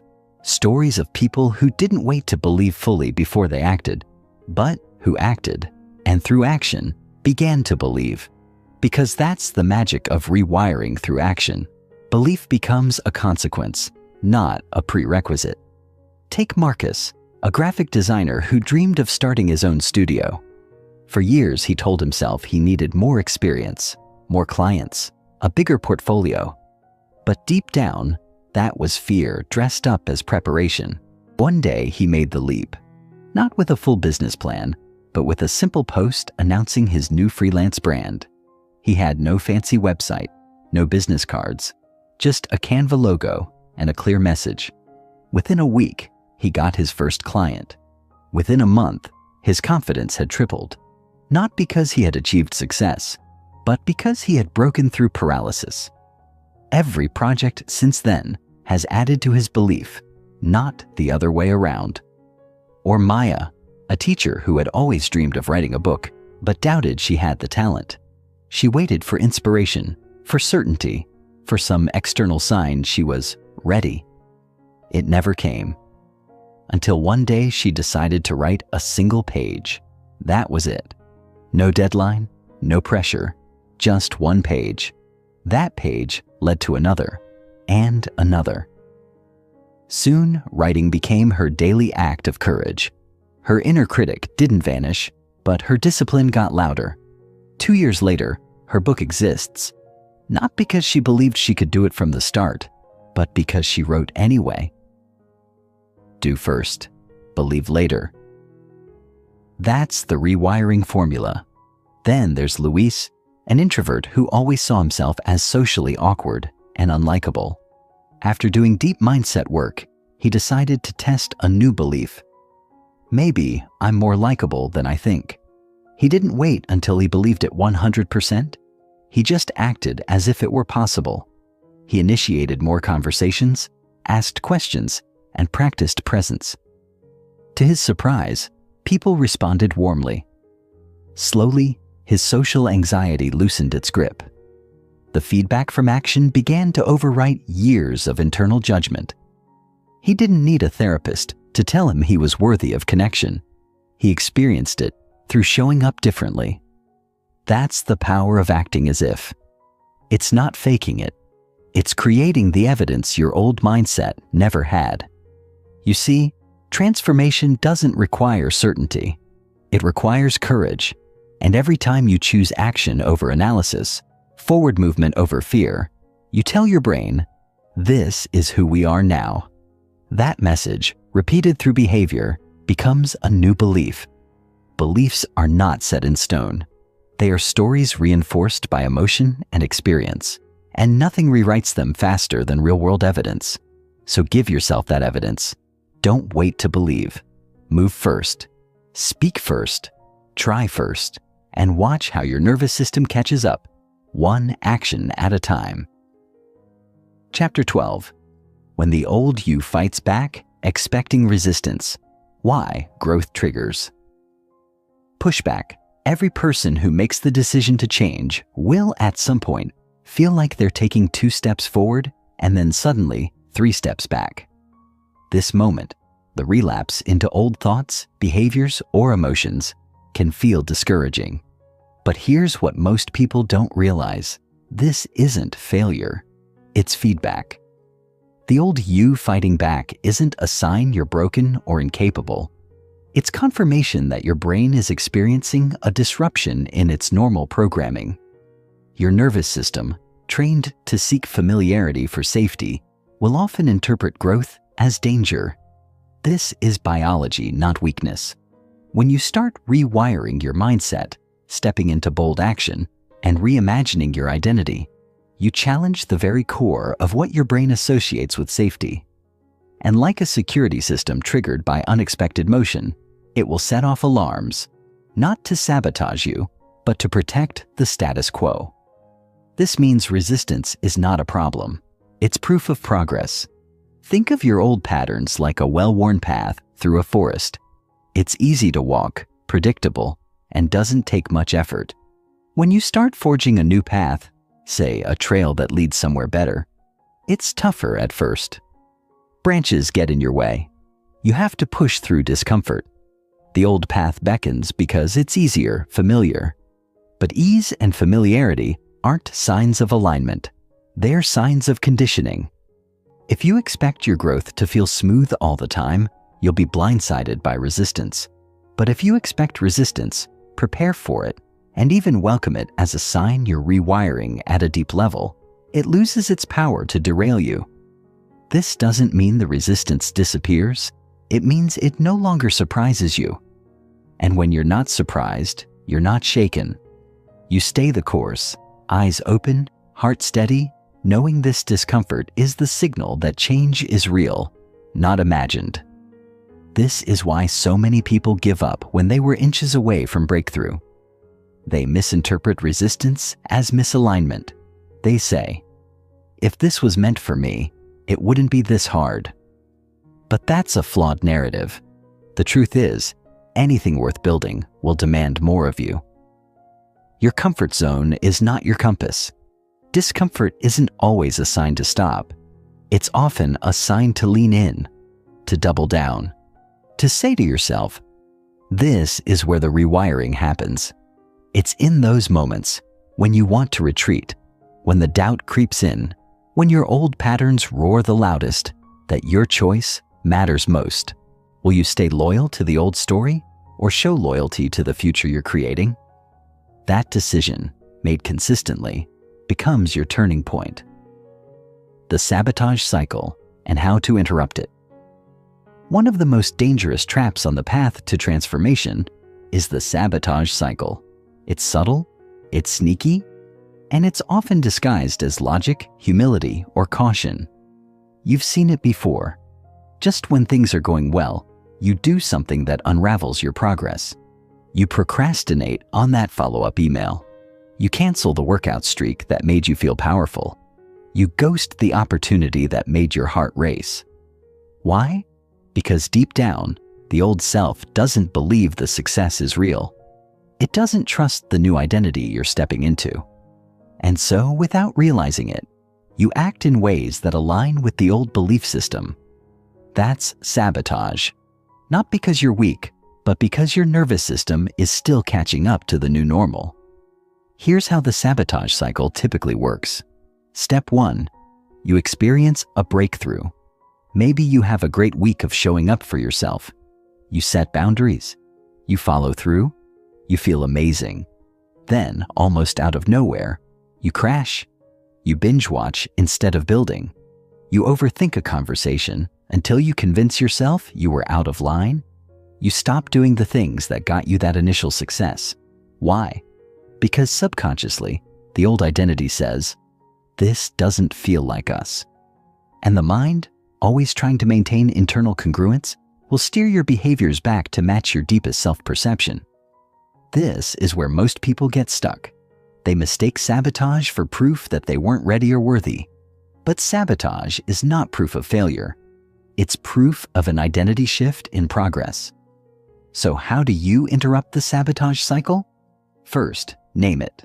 Awareness is power. When you catch yourself backing away from your progress, instead of judging yourself, get curious.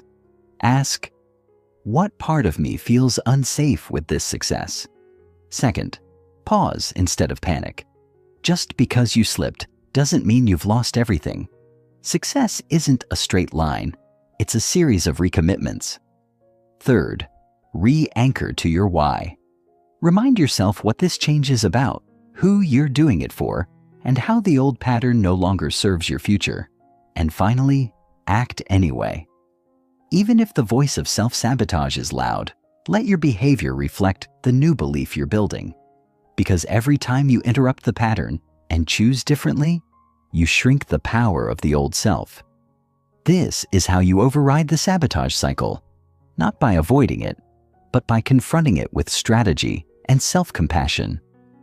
Recommitment over motivation, staying in the game.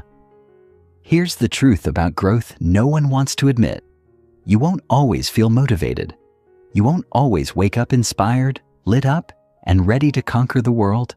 In fact, some days you'll feel resistance so heavy, it will make your bones ache.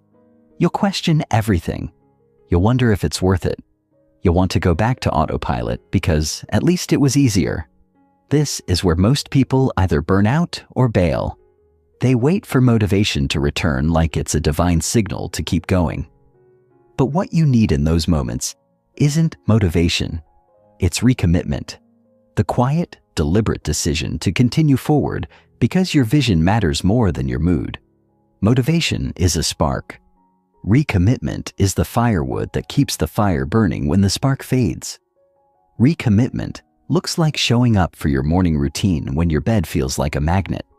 It's writing the next paragraph of your book, even when your mind says it's trash.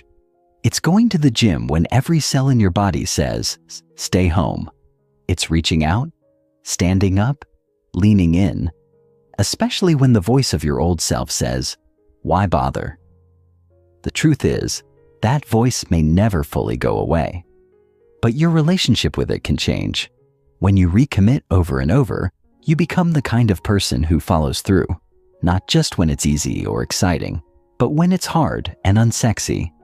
And that consistency rewires your brain faster than any burst of motivation ever could.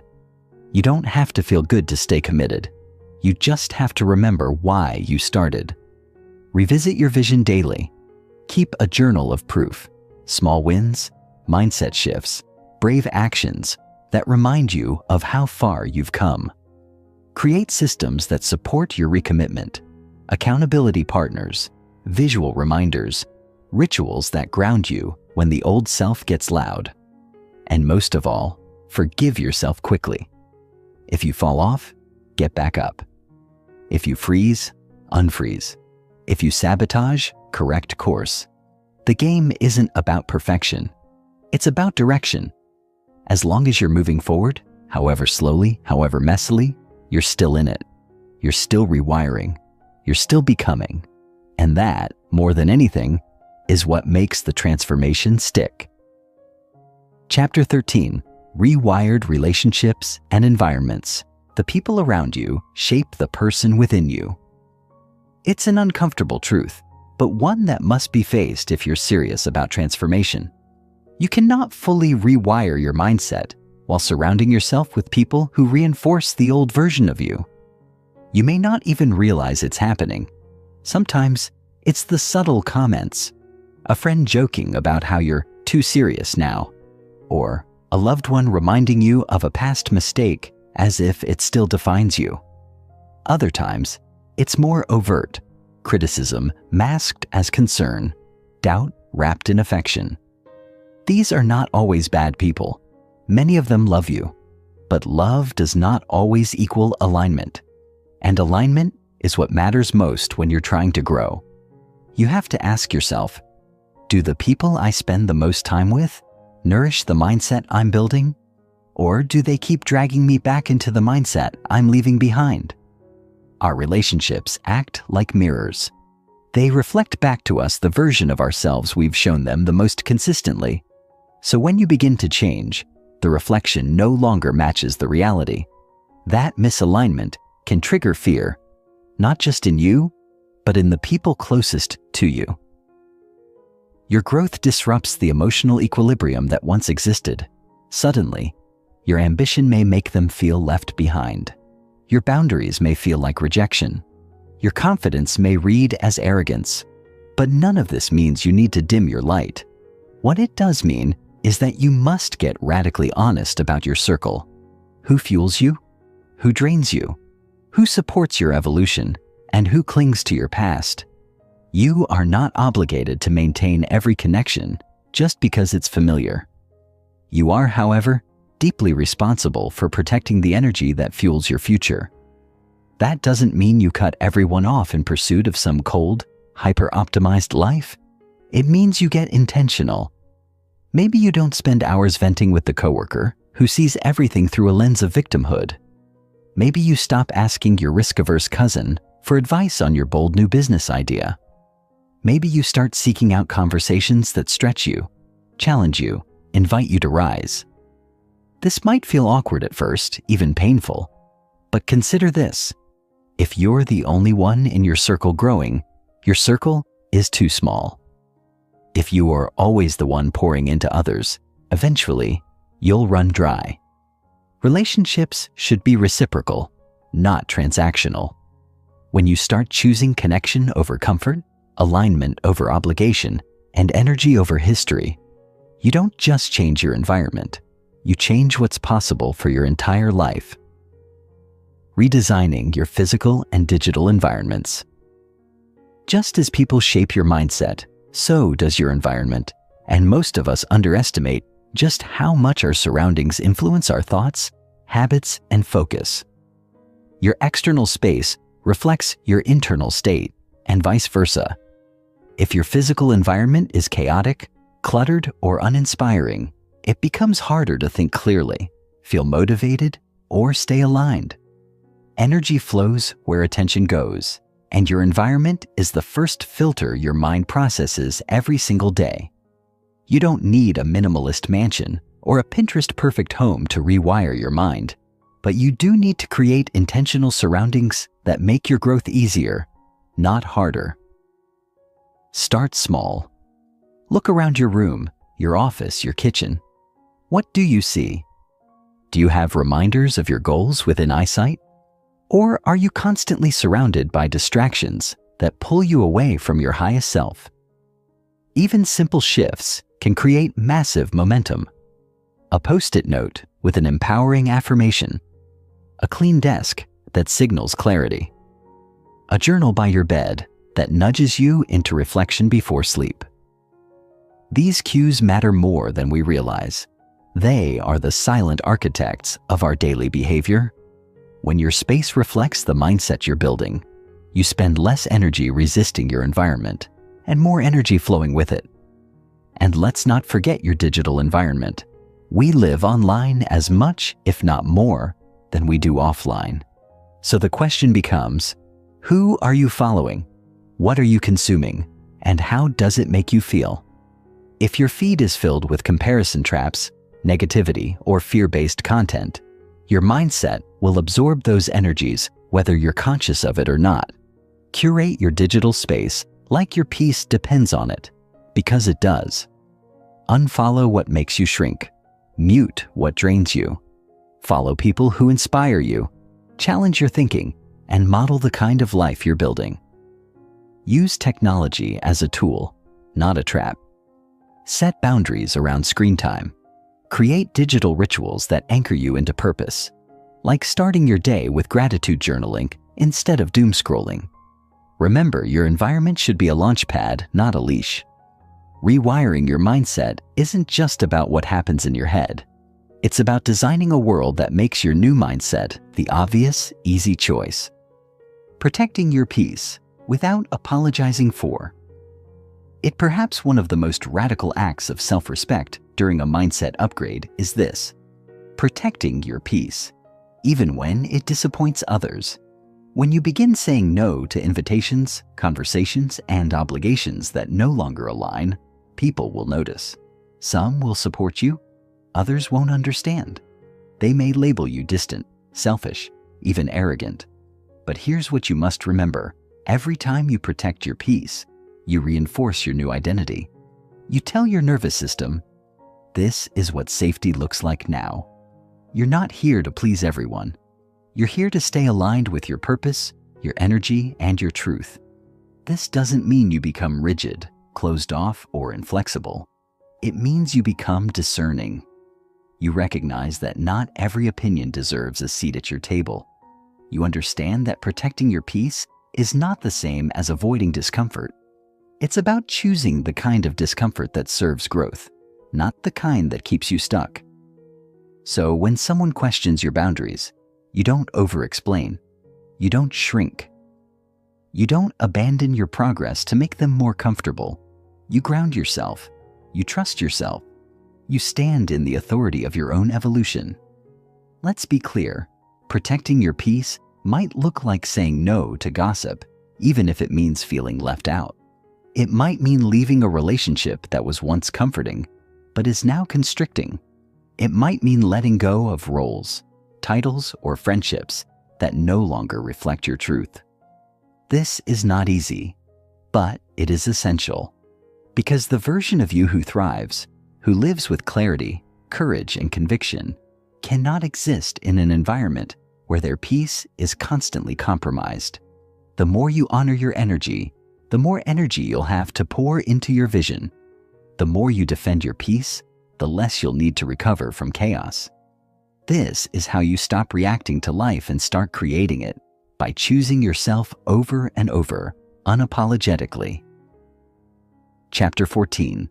Stay Upgraded, the Lifelong Mindset Practice. Success is not a destination, it's a daily mindset. There's a moment in every transformation where the journey stops being about becoming someone new and starts being about staying that version of you consistently.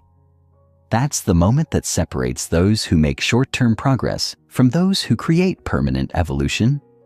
It's the moment when the fireworks of change fade, and what remains is the quiet, powerful rhythm of discipline.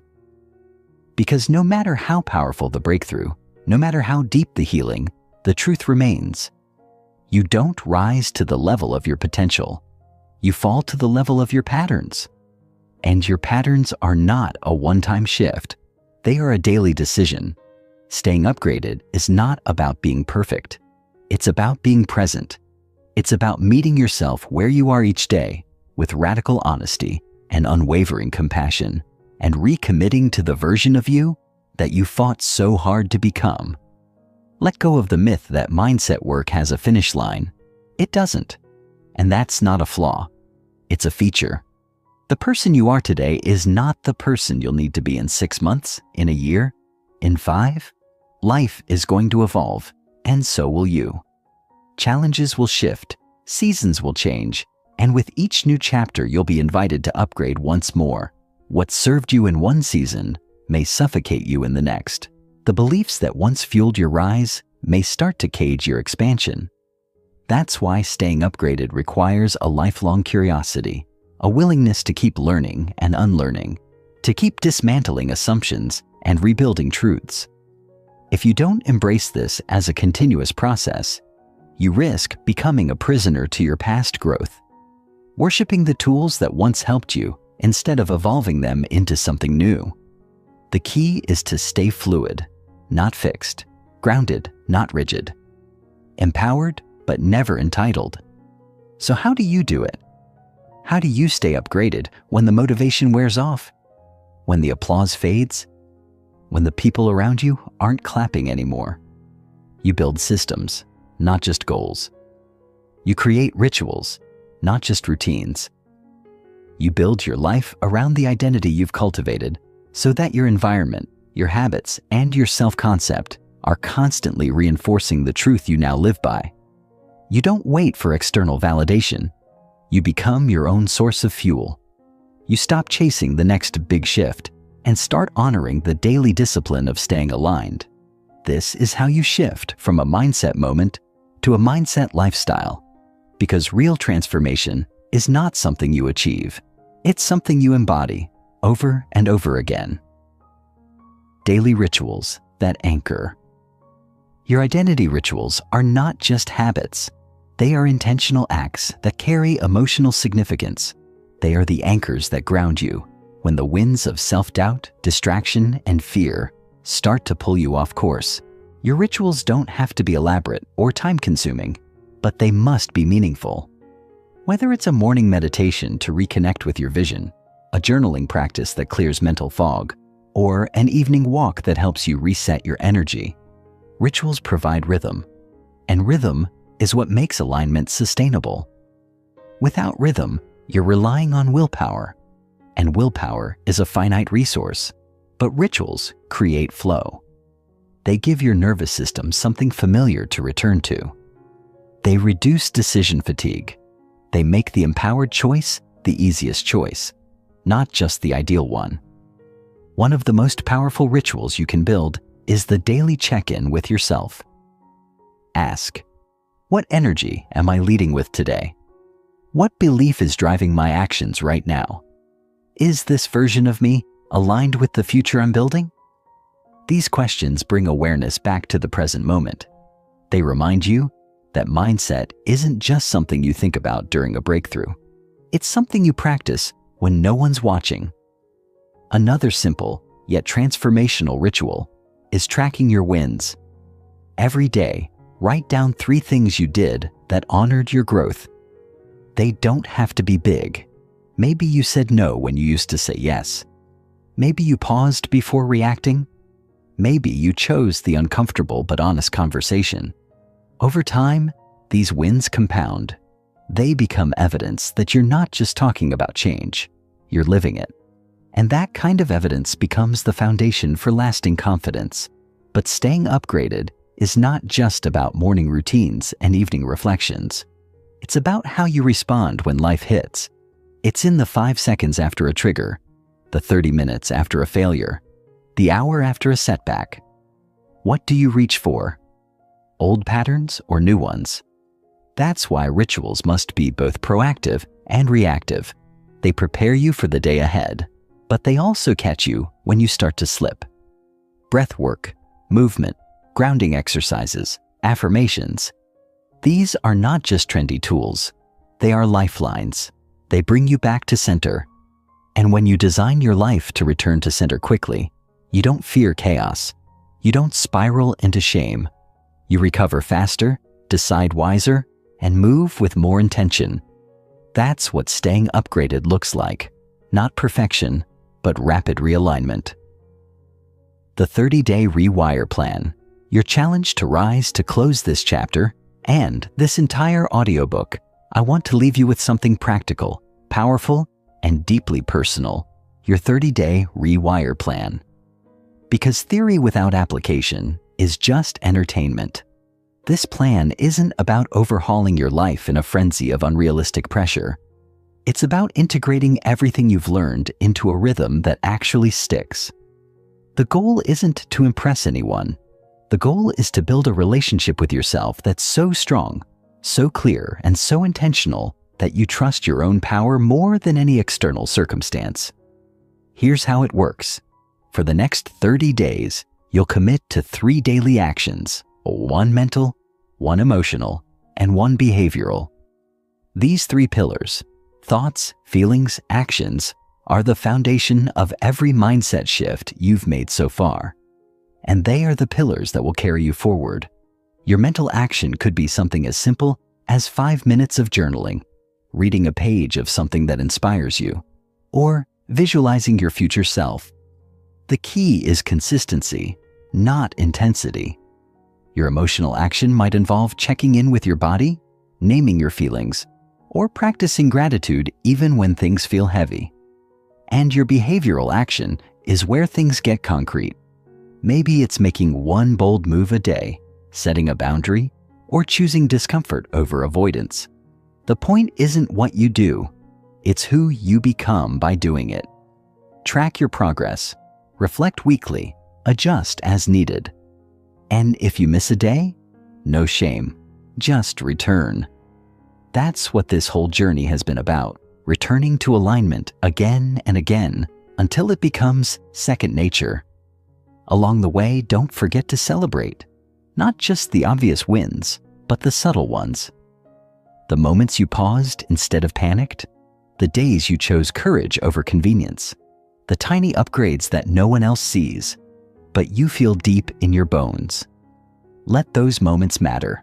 Let them remind you that you are no longer living by default. You're living by design. And that design is being shaped daily, not by what happens to you, but by how you choose to meet it. That's the real rewire. Not the flashy shift, not the dramatic leap, but the quiet, courageous choice to keep showing up, keep believing, and keep becoming. One day at a time, one choice at a time, one mindset shift at a time. Congratulations! You've reached the end of the audiobook, Rewire for Success. But more importantly, you've arrived at a new beginning. This isn't the end of the journey.